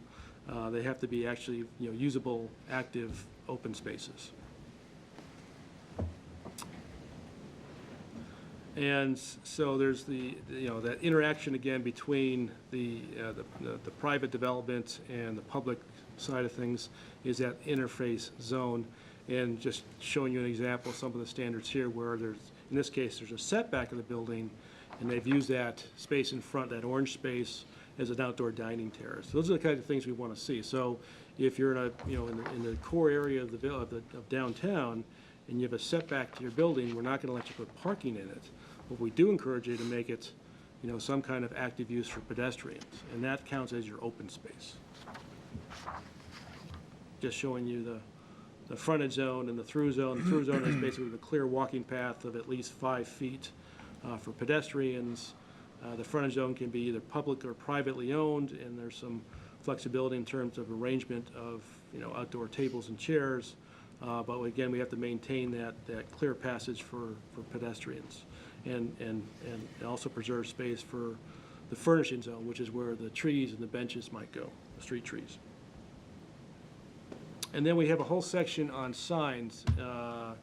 actually, these are outdoor amenities. These are basically the interface, some of the other interfaces. So things like projecting signs and awnings, those can stretch out beyond the building into the public right-of-way or over the public right-of-way. So we're basically saying in the standards that there are opportunities, to interface with a sidewalk with some of these building elements, as well as, things like outdoor dining, tables and chairs. So we're just basically codifying these interactions. And then signs, we have a whole new section on signs. Not sure whether this is going to go in the section 12, the character-based zoning districts, or in section 35 and 37 yet. It's really sort of a whole new angle on signage. But this is stuff that was in the design guidelines for the Maple Street traditional neighborhood development. And we got a lot of positive feedback about the signs for that district. So we wanted to carry those through down to the downtown area. So I think what we're going to do is try to integrate those into the current sign section in 35. And just showing the different types of signs: blade signs, projecting signs, directory signs, sidewalk signs. Some people like them, some people don't. So on, so forth. So that basic set of design and development standards in section 12 get applied to the individual districts. As I mentioned, we did an whole visioning plan for the downtown area. This is, on your left is the existing conditions along Maple Street. On your right is showing what it might look like with a series of infill development in certain areas. So in some cases, it would be upper floor additions, coordinated parking behind the buildings. See, I don't have my laser pointer tonight, but and also if you can see where Danvers Square is there at the intersection, that's become sort of a nice sort of public plaza where you can do all kinds of events, whether you did a beer garden or food trucks or outdoor music. We want to make that a real gathering area. And in order to do that, we're talking about coordinating the parking behind the buildings along Maple Street as best we can. Also showing, what might happen in the neighborhood. This is along the rail trail, the old utility, the gas company there. If they decide that they want to sell and the property is redeveloped someday, what we're showing here is, apartments, condominiums, taking advantage of the, the rail trail. Another look at that. What's that? Townsend? That's Townsend, right. What was, oh, this is, Loomis, right. Oh, right. okay. Yeah. This is where the dry cleaner, so basically they own all that property there, not Loomis, but they own the area where the dry cleaners is, and they let us go and do a concept plan. So basically we're showing a mixed-use building, 2.5 stories with some plaza space in pink between that and Danvers Hardware, coordinated parking behind it, and some infill development along Loomis Street and the bike trail. Loomis Ave, right? Loomis. And this is the utility company, showing the spur coming down off the rail trail heading south. And then this is a little cottage court on that one property on the south side of the trail that's actually in the Maple Street district. There's currently 2 single-family homes on these 2 properties. This is the one we decided at the very end to add to that district because the property owner was really interested in being part of that district. And this is just showing the little cottage court, smaller single-family homes, 2-family homes with some open space in the middle and a direct connection to the trail. So basically, now that we have, we would have Section 12, the basic standards for character-based zoning districts in place, then it's easy to apply them to each of these 6 districts. So even though it takes us about 30 pages or so to do the basic standards under 12, the individual districts are only a couple of pages, because what we're doing is we're showing the regulating plan, and then on a one-page table, you basically have all the standards. The different types of buildings are allowed in that given district. The uses are on the use table, development types, parking standards, signage, what's allowed for signage, outdoor amenity spaces. So everything is condensed because all the basic standards are already addressed in section 12. So we would take like, you know, the live-work neighborhood, a couple of pages with its own regulating plan. This is the one for High Streets, the High Street corridor, basically going from the fire station down to the interchange. They've got, you know, basically this is sort of a situation where we're trying to do more infill along the corridor, and maybe on the back side of it, where the trail will eventually come down, maybe some residential that's facing the trail. So it's more of a, in this case, it's more of a horizontal mixed use where commercial's up front on the street, on Maple Street, or High Street, and some residential behind it. And Danvers Port, basically what we've done is we've taken all the standards in Danvers Port Village, Waterfront Village, and basically put it into this context under these standards here. So it's pretty much the same uses, the same density, the same dimensional and design standards, just integrated into this sort of umbrella approach under the character-based zoning districts. And the same thing with Tapleyville, basically taking the standards there and sort of reorganize them into this framework here. Ted, on that, Yeah. just to clarify to the board, so no dimensional changes in any of those overlays that we've already done.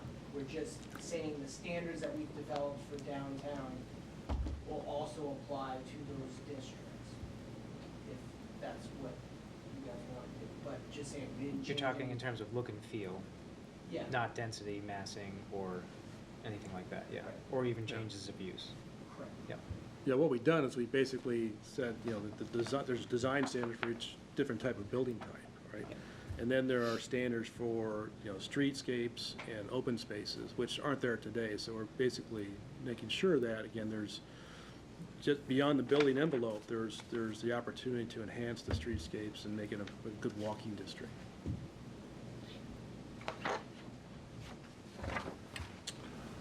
And then the Maple Street, that obviously that's where this all sort of generated from, so that's all the same standards today.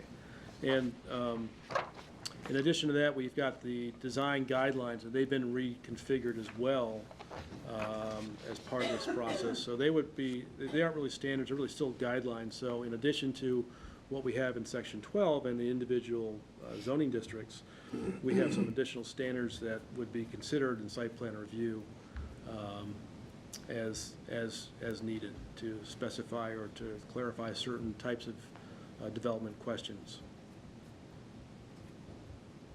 So that's it. This is what the square used to look like. I find it interesting because they actually had the bus stop in the middle. Yeah. They had the cops on both sides of the line up there to protect them from. What year was that? Do you have any idea? I think that's in the 40s based on the cars. Isn't that essentially parked in front of right where the, That's where CBS is. I was gonna say That's where CVS on CVS, the that's right. right at the intersection, So yeah. basically that person that's standing by themselves, kind of like in the middle of the parking lot. Yeah. Yeah. What's That's the interesting edge. too is that you'll see, what is it, Sovereign Bank now had higher, Yeah, another story. Oh, on yeah, that. we had talked about that, yeah, was higher yeah. then than it is now. Had another story. Yeah, that there were higher story buildings throughout downtown than Right. there are currently now, yeah. That's right. That was one of the conversations we had with a previous applicant that came in front of us. Yeah. Oh. And I do have, you know, if we can send them out to you, I have some case studies, some examples of things that could happen here in Danvers, like upper floor additions. You know, I know one has just been reviewed. No, it's probably not a bad idea for, just for public, frequently asked questions kind of stuff, because Right. I want to see those kinds of things. Yeah. Yeah. So some good examples of older buildings that have been renovated and additional storage has been added to them, as well as sort of strip development areas that have been sort of redone with infill development, similar to what we're talking about. Does the board have any comments? Peg? Anything to comment about or questions?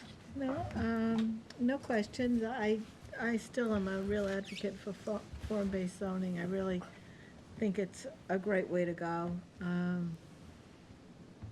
It's interesting, you've got Danvers put in there in Tapleyville, and I hadn't really thought about them. The downtown,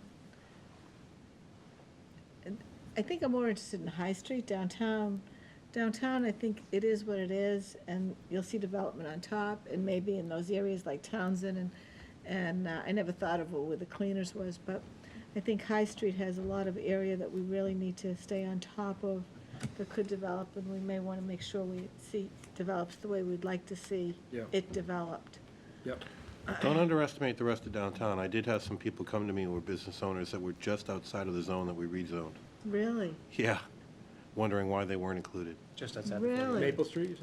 Yeah. Yeah. Because it really, because, well, I guess what I think, my problem is when I think of the downtown, I think of just Maple Street either side, you know? Yeah, But there it's- is some it's- areas in behind. Well, there's that area, well, it was on Maple Street, a business owner was a friend of mine, Mhm. wondering why, because they were thinking of selling. Yeah, So, that's you know. why, that's why. Well, they were wondering why they weren't included, because it literally right on the line. Are they, okay. Yeah, yeah. Well, that person came to us on Charter Street, when Yeah. we did Yeah. Maple Street, and said, we really, you know, we really Not that want High to be- Street won't be redeveloped No. quicker, but Well, I think the downtown too, I mean, we've already seen 50 and 44 Main Street, Maple Street. and the come Board of before us. Selectmen also Huh? the Board of Selectmen are adamant about the rest of downtown too. And I think, I remember when the Tompkins building, when Tompkins went out. And Yep. I think it was a shame that, I mean, there are businesses upstairs there, but, I mean, that was like such a perfect building to have mixed use in. Yeah. So, Well, I Jim? think Oh. when we did the analysis, there are a lot of upper floor vacant spaces. Mhm. Some of it, it's all zone commercial, so you really no opportunity right now to do Yeah, mixed there's- use. But you could easily see, if this goes into place, some of those upper floor underutilized properties being converted to Mhm. residential units. And that's And good for downtown. Having more people, living above the stores is helpful for business development. and I can see where, you know, you mentioned Sovereign Bank was higher, with CVS could be a much better design. Yeah. Oh, sure. And it could go up another floor and be. I doubt it's gonna move anytime soon, but. Well, that's exactly what we show with the development scenarios, is adding the second and third floor Yeah. to some of these older buildings. Some of them had them to begin with and took them Yeah. down, but some of them are being added back. Yeah, so I'm all for this. Jim, anything? Yeah, I mean, we've seen it before a few times, but I mean, I think it's great. The only key is the parking has to be, you had 2 floors, gotta have the parking, so. Yep. Nathaniel? I'd like to see pictures of, other towns or even computer-generated models, layover, to get an idea of what the skyline, what the imagery would look like, Oh, with taller buildings on both Yeah, sides? just like what might the town look like from that view right there? Mhm. Now, compared now, I don't, obviously, I wasn't around when it looked like that, so I don't have any nostalgia for the way it looked back then. Jim might have been on the board. Jim might have been on the board. Tell him a joke, Charles. But, no, I would like to see some kind of, because there's plenty of software out there, you probably have it, Yeah, yeah. that could give us an idea of what it would look like. If you were to build up some of those one-story buildings or. Yeah, and the design like that, I can't picture I don't know what 45 feet looks like, and, you had thrown that out there, and there were some models that weren't in place in Danvers Square, just kind of one of your slides had a couple different designs where you had buildings that went straight up on the sidewalk versus the setback ones. Right, right. But I think it would be kind of neat to see, to give us all an idea of what it might look like if it was developed. And I definitely have the same concern that Jim has with parking. With residential, that's parking, that's overnight requirements, and then guests and that type of thing. Right. Actually, when we talked about Maple Street last time, you weren't on the board at that point, but we did some of those scenarios showing what it looked like at certain heights and based on the width of the street, that ratio, that enclosure. So I can dig those back out and send them out to everyone so they can take a look at them. We struggled with height on the board. We did, yeah. In terms of, with all the rezoning we've been doing, even back to down to the waterfront. Danvers Pot. Danvers Port and Waterfront area. I remember going through and different pictures were shown, and we had to start thinking, okay, what buildings are that high? And Yeah. had to go take a look at what the height of the buildings were, either in that area or not. So it's been something, you're right, Nathaniel, it's hard to struggle through, really get a scope of how tall a building could be when you're walking next to it. Right. Actually, there's some good examples right on Maple Street. I think There are still some buildings the around old fire that are- station yeah. there, that's the tallest building, I think. I think Where the technically, ambulance it's because of the used to be. spire, yeah. Well, Spire is definitely the highest Yeah. part of the building, yeah, but it's a good solid Yeah, then there's, 2.5. oh, And even the the- school, it's set back, but it's the old school. Didn't we discuss the, on Holton Street, the big gray building, the piano building there? Yes, we did, and I can't I think that's remember. 5 floors? Oh, yeah. Yeah, Yeah. Yeah. On Tapleyville. yeah. I know it's in the zone for the Oh, that's right, overlay, that's a but tall one too, yeah, we did look at that one. that might be the tallest building with usable floors. Yeah, that's right. Who knows if those floors are usable? I was just gonna say, they, at least from the outside, they look like you could Yeah. walk up to them. I don't know if I'd wanna do it, but haven't seen the inside of the building yet. Charles, anything? Is this necessarily the appropriate time or place for, I guess, like policy and design requests? You can ask if visions? it's ahead of schedule, we can always, Okay. So my main focus at the moment really is on specifically downtown, Maple Street and the High Street corridor. And I echo the concerns of Jim and Nat in terms of parking for, the people that are going to be living there. But at the same time, as a citizen and someone who walks a lot, or tries to walk a lot as much as possible, and I realize that that's a privilege that I have, is great use of my legs. Something that has always bothered me, at least for the last 10 years, is the fact that downtown has essentially just become an artery for connecting 62 to 128. I would agree with you, yeah. Everybody just shoots through there. From probably, I'd say 3 in the afternoon to 5 or 6, it feels, as Ted said, like just a parking lot. Looking at it from the lens of walkability and focusing on the downtown as a civic space rather than as just a street, what are the possibilities of working in traffic calming elements, like the long speed bumps, or reducing the speed limit to 10 miles an hour, or making it one way, something to disincentivize people from just using it as a way to get from one highway to another. As a and- destination as opposed to a crossing. Yeah, so that instead it's that the pedestrians are downtown, there are people enjoying the space, they can get from one business to another, and the cars are guests in that space. So, Mr. Chairman, if you don't mind. Please. So, to address some of Charles' comments, just so you all are aware, and I should have updated you about this last time, Aaron Henry and I went to the Board of Selectmen recently to adopt a complete streets policy for the town.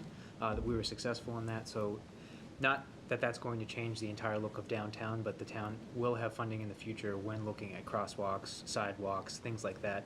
And obviously, our focus through this work is downtown, so we can look for funding for that. So that's one mechanism for it.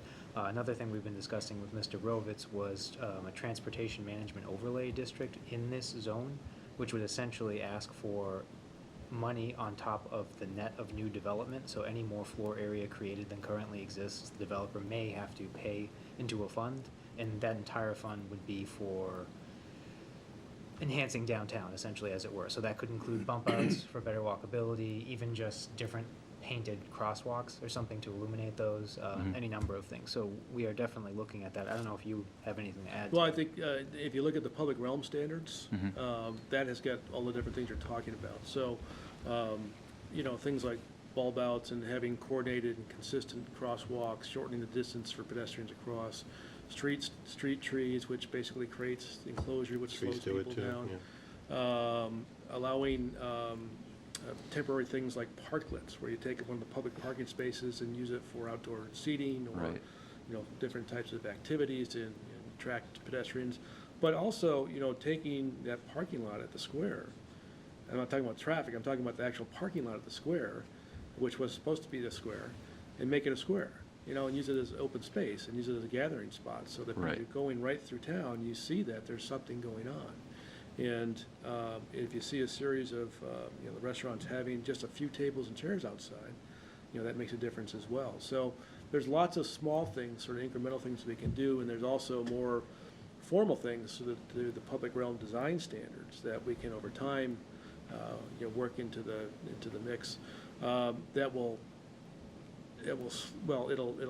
send a message to people that are driving through that this is a pedestrian district and enjoy it.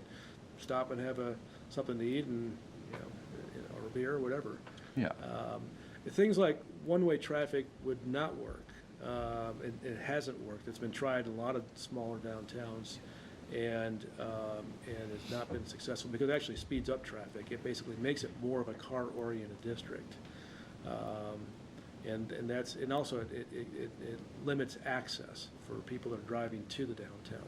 Right. So, but I think there's enough between the possibility of a transportation management district, generating funds to make these types of improvements, and the design standards in the public realm section of the guidelines, to over time, start to address some of these, create these opportunities. I think it's some of the aspects Ted created too, like the POPs, the publicly oriented private spaces. Right. In theory, the average person will not be able to distinguish when you're going down the street, what is the private property, what's the public property. That's right. It should all just be kind of one outdoor Yeah. living room essentially, as Ted's Right. envisioning, so. Okay. Yeah. Yeah, we want the Yeah. business people to be creative and use that space in front of their buildings. Yeah, no, absolutely. Have attractive signage, have attractive awnings, windows, and, pour out onto the sidewalk as much as we can, with at the same time making sure that pedestrians have a safe corridor to walk back and forth. Right. Yeah, and I'm not necessarily advocating for turning it into like Essex Street. And I'll probably end up sounding like a broken record as we go through this. And it's not to say that we're not considering it, but I just want to keep advocating for the fact that I don't think that we can ever successfully make it a civic space unless we put pedestrians first. As long as there are people whipping through downtown as a means of getting from one place to another, totally able-bodied pedestrians, let alone people in wheelchairs, people who are visually or hearing impaired, I don't think we'll ever feel comfortable really absorbing that space as their own. And I'm sorry, I saw Aaron's hand up for a while, and I just kept talking. No, you're on the board. Go ahead. Well, I just wanted to pile on the traffic thing, because I think the transportation management overlay concept will require, the way we've drawn it, that the town, so a lot of times the development comes in and they're getting a lot of private benefit to a public rezoning process.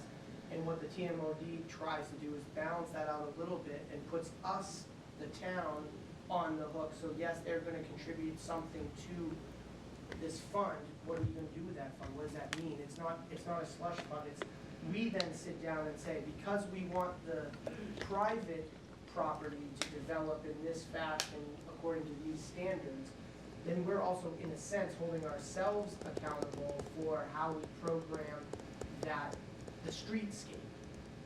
And so really, if this gets adopted, we will have to come back and say, okay, guys, what do you want to do with High Street? We'll talk to the traffic consultants and we'll figure out, we need more mid-block crossings. But what does that look like? Where do they go? How wide?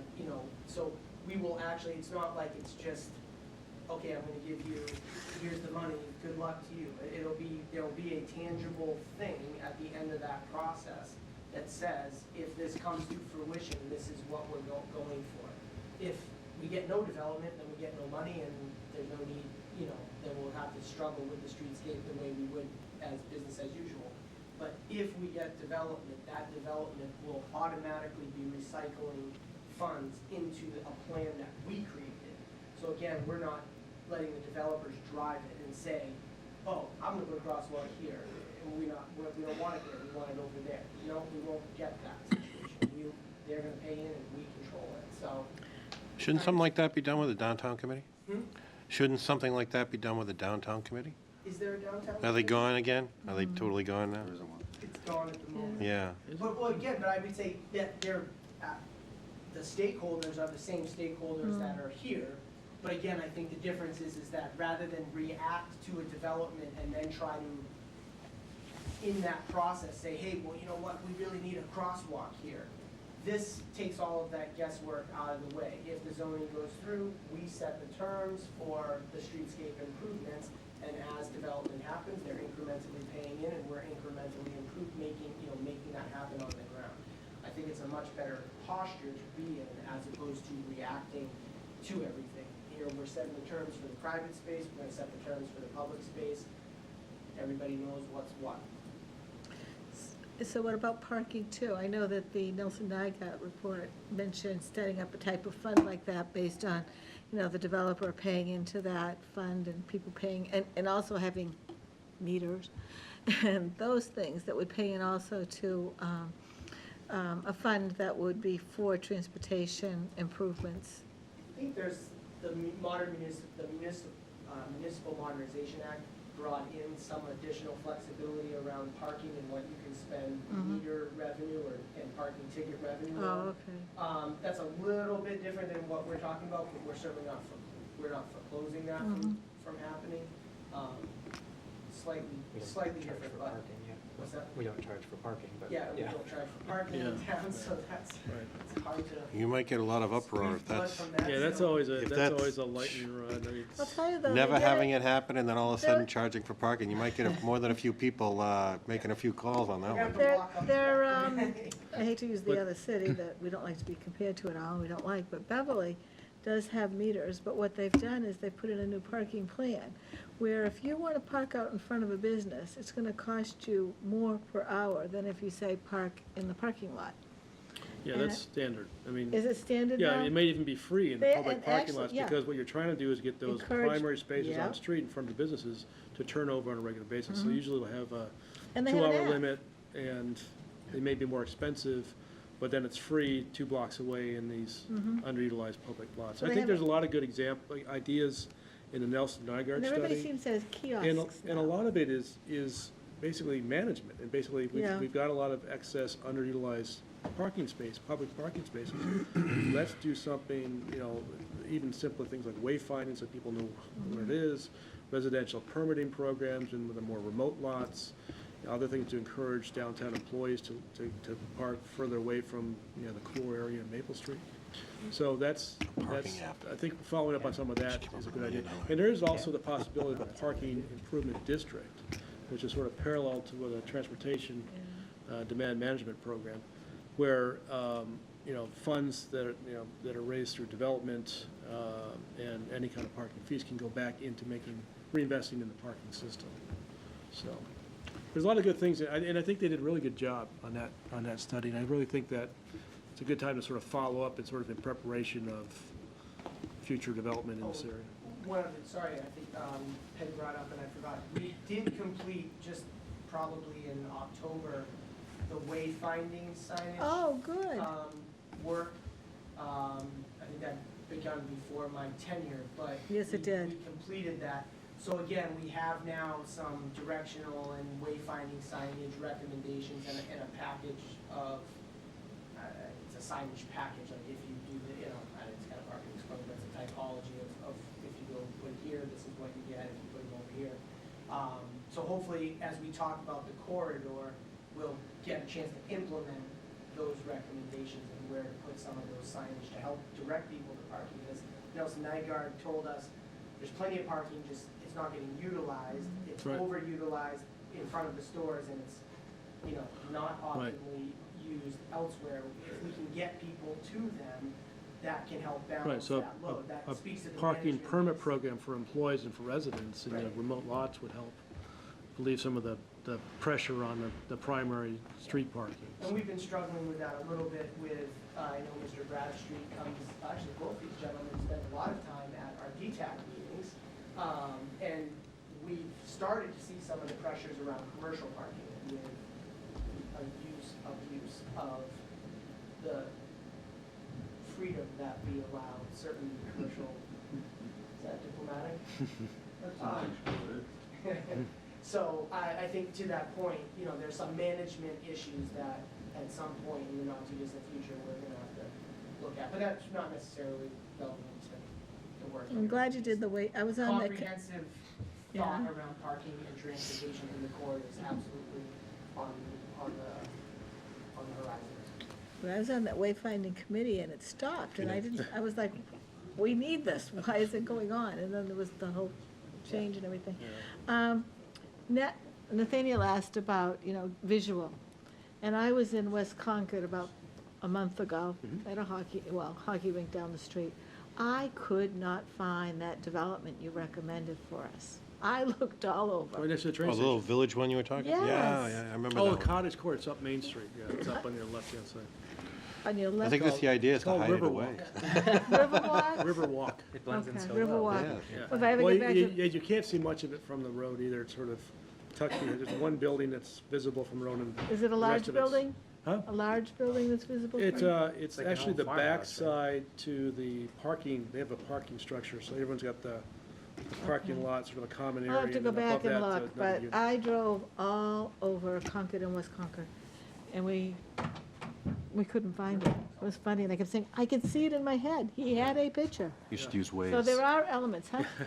Just use Waze, yeah. Well, even Where in is- the where village is- center, there's a lot of good stuff there too, there's a lot of I wonder infill if Peg is thinking development. of the one in the village at the train station and not Riverwalk.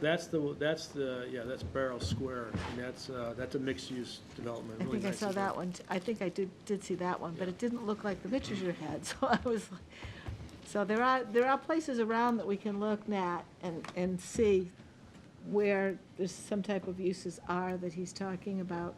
Well, and I have those slides as part of this example case study, so. But it would be nice to see also computer generated, or, I agree with what Nathaniel said about having a visual. I think if we got more, we're gonna pivot after this to more public-oriented workshops and outreach. I think we were kind of making sure, before modeling's pretty intensive on the labor front, so I think we were just kind of waiting to make sure that we were going down the right road before we start investing resources in that.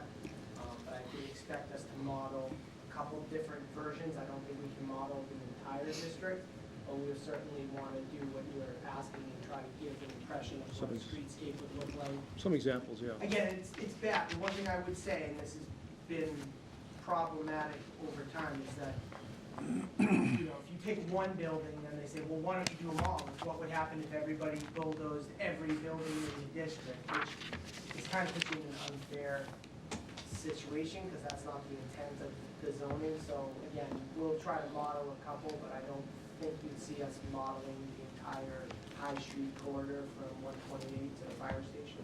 I don't think we would. Also, the idea is the public needs to understand is that one building will influence what another one looks like. So it's hard to just say, you can't just plunk something down and say, okay, this is what it's gonna look like in 50 years. But we Yeah, definitely so- want to do some scenarios and some So modeling. 4850, they actually did a model of what it would look like. And if you remember, they showed like the old building, the four-story building, and then what's there today, and then they showed a couple different versions of what was being proposed. So you could do sort of a handful of those as well, what that would look like. John, you've been patient.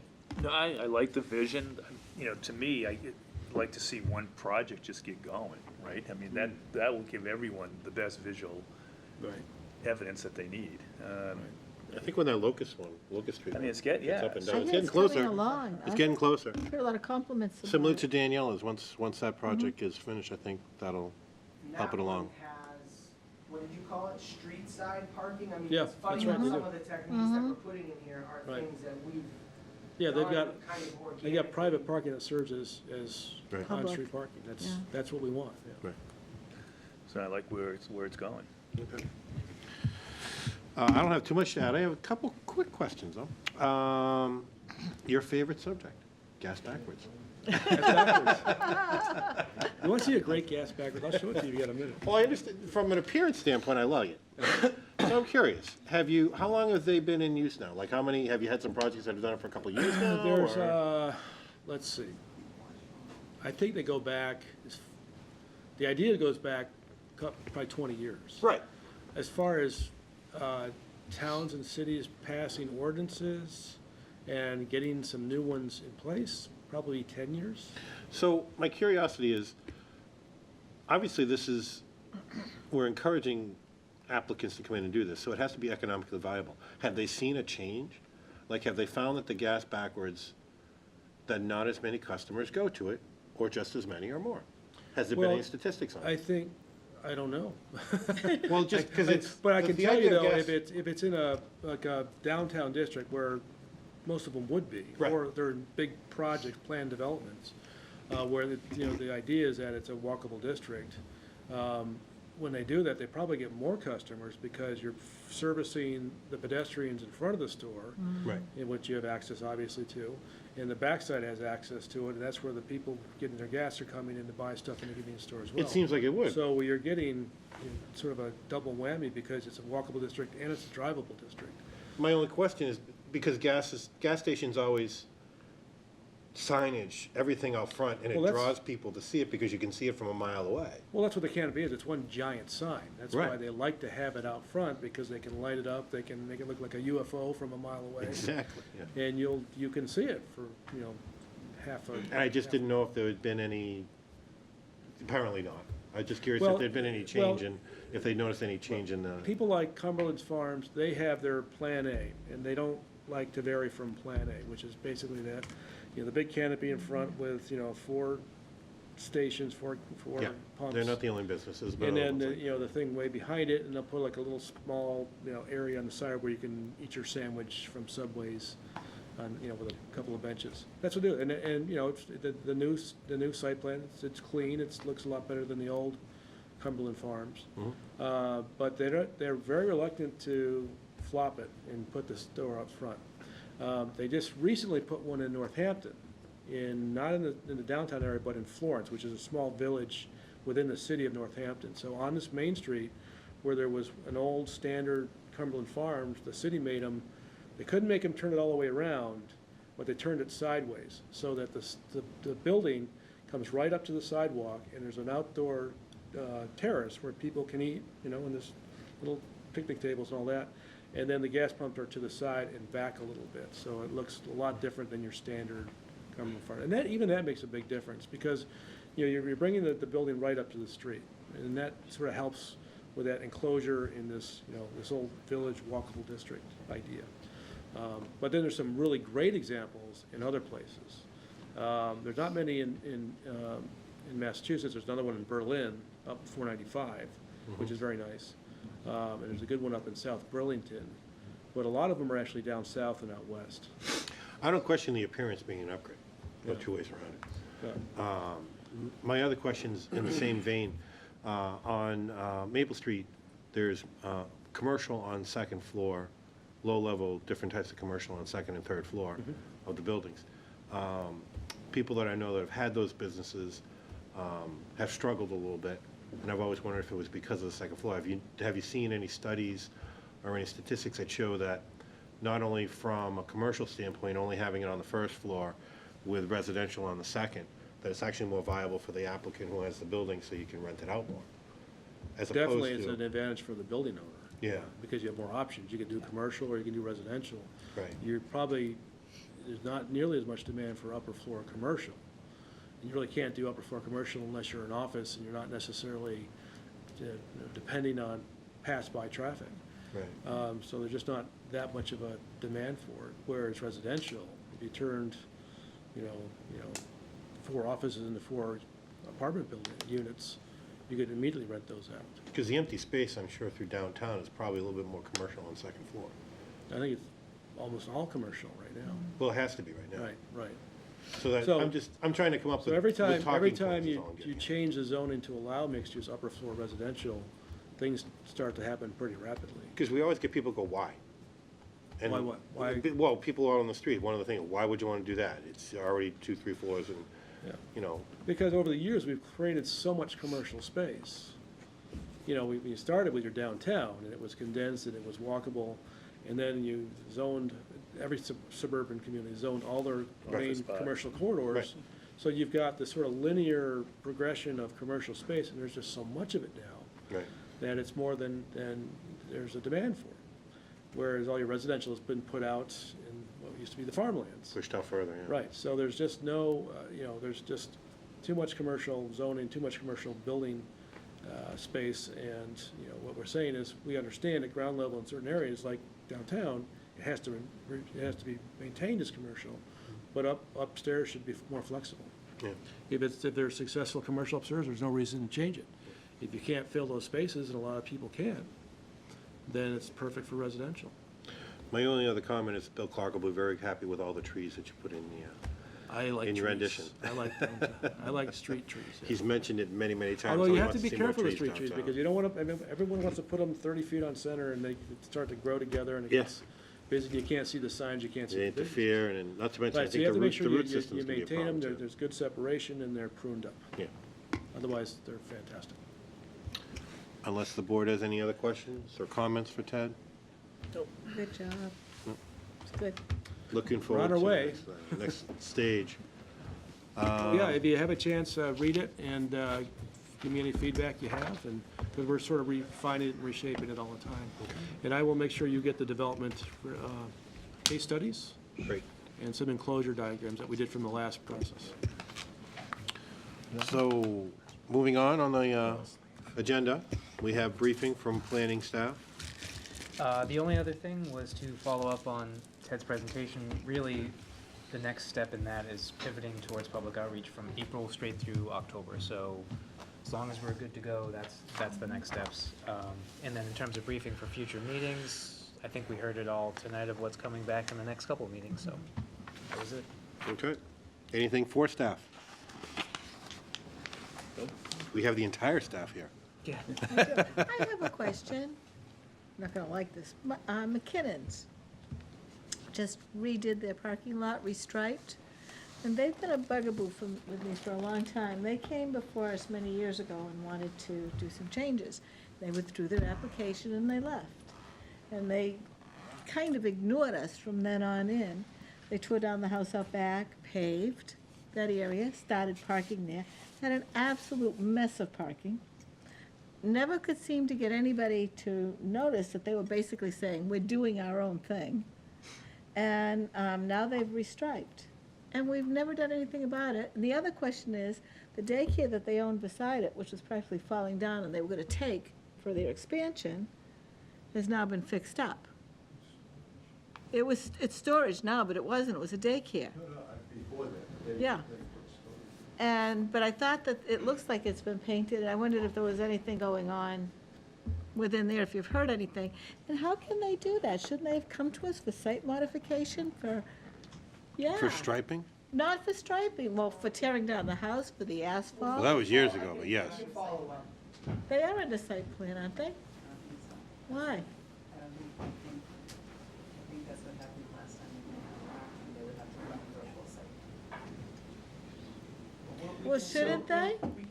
So I'm going, from what I remember, Yeah. they were in front of us for, To do the they whole were gonna building. expand, and they were gonna change some of the disposal of food and things like They that. have an indoor dumpster. That's what it was. Yeah.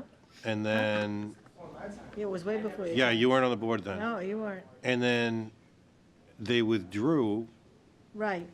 but in the process is when they tore that building down, and consequently apologized at the time. Well, they weren't supposed to tear the building down, then they apologized, then they Right. asphalted, then they put in Right. parking all over the place. And we Because that was never ever- supposed to be part of it. And I remember speaking to their attorney at one point, and she said, oh, I think they're gonna be coming back in. I said, what And are then all they these kept, changes? they kept continuing, and then they finally withdrew. No, but even after that, when changes started to oh. go on, I'd say, what are these changes, when I saw it? Oh, I think they're coming back. If you give me a couple weeks, I can follow up with the code administrator and get back to you. I think I wrote him a letter at one point. I want to say, since all that occurred, I think there's been an entire changeover of almost the entire staff, with the exception of Francine, including like the engineer Yeah, and, well, maybe. because I know he was, I think And I building like inspector was McKinnon's, I'll talking to tell them you, at one I point don't in mind going time. to McKinnon's. Yeah, I I'm think not they're all, against everybody's McKinnon's. different I'm just since then. wondering how they're doing all of this. And no one, I would have thought they would have had to come in for modification. So anyway, that's the only thing I have for staff. Okay. What is it? Sure. Anyone Yeah, else? No, I'll get back to you. Anyone else? Don't you guys have minutes to approve? We do. I was just making sure no one else had anything else. So next on the agenda, February 26 minutes. I can't say anything, I wasn't Ah. there. Motion to accept minutes as written. Second. All those in favor? Aye. Opposed? I'm looking for a motion to adjourn. I move that we adjourn. Excellent. Second? All those in favor? Aye. Opposed? Excellent. There was a big time loss.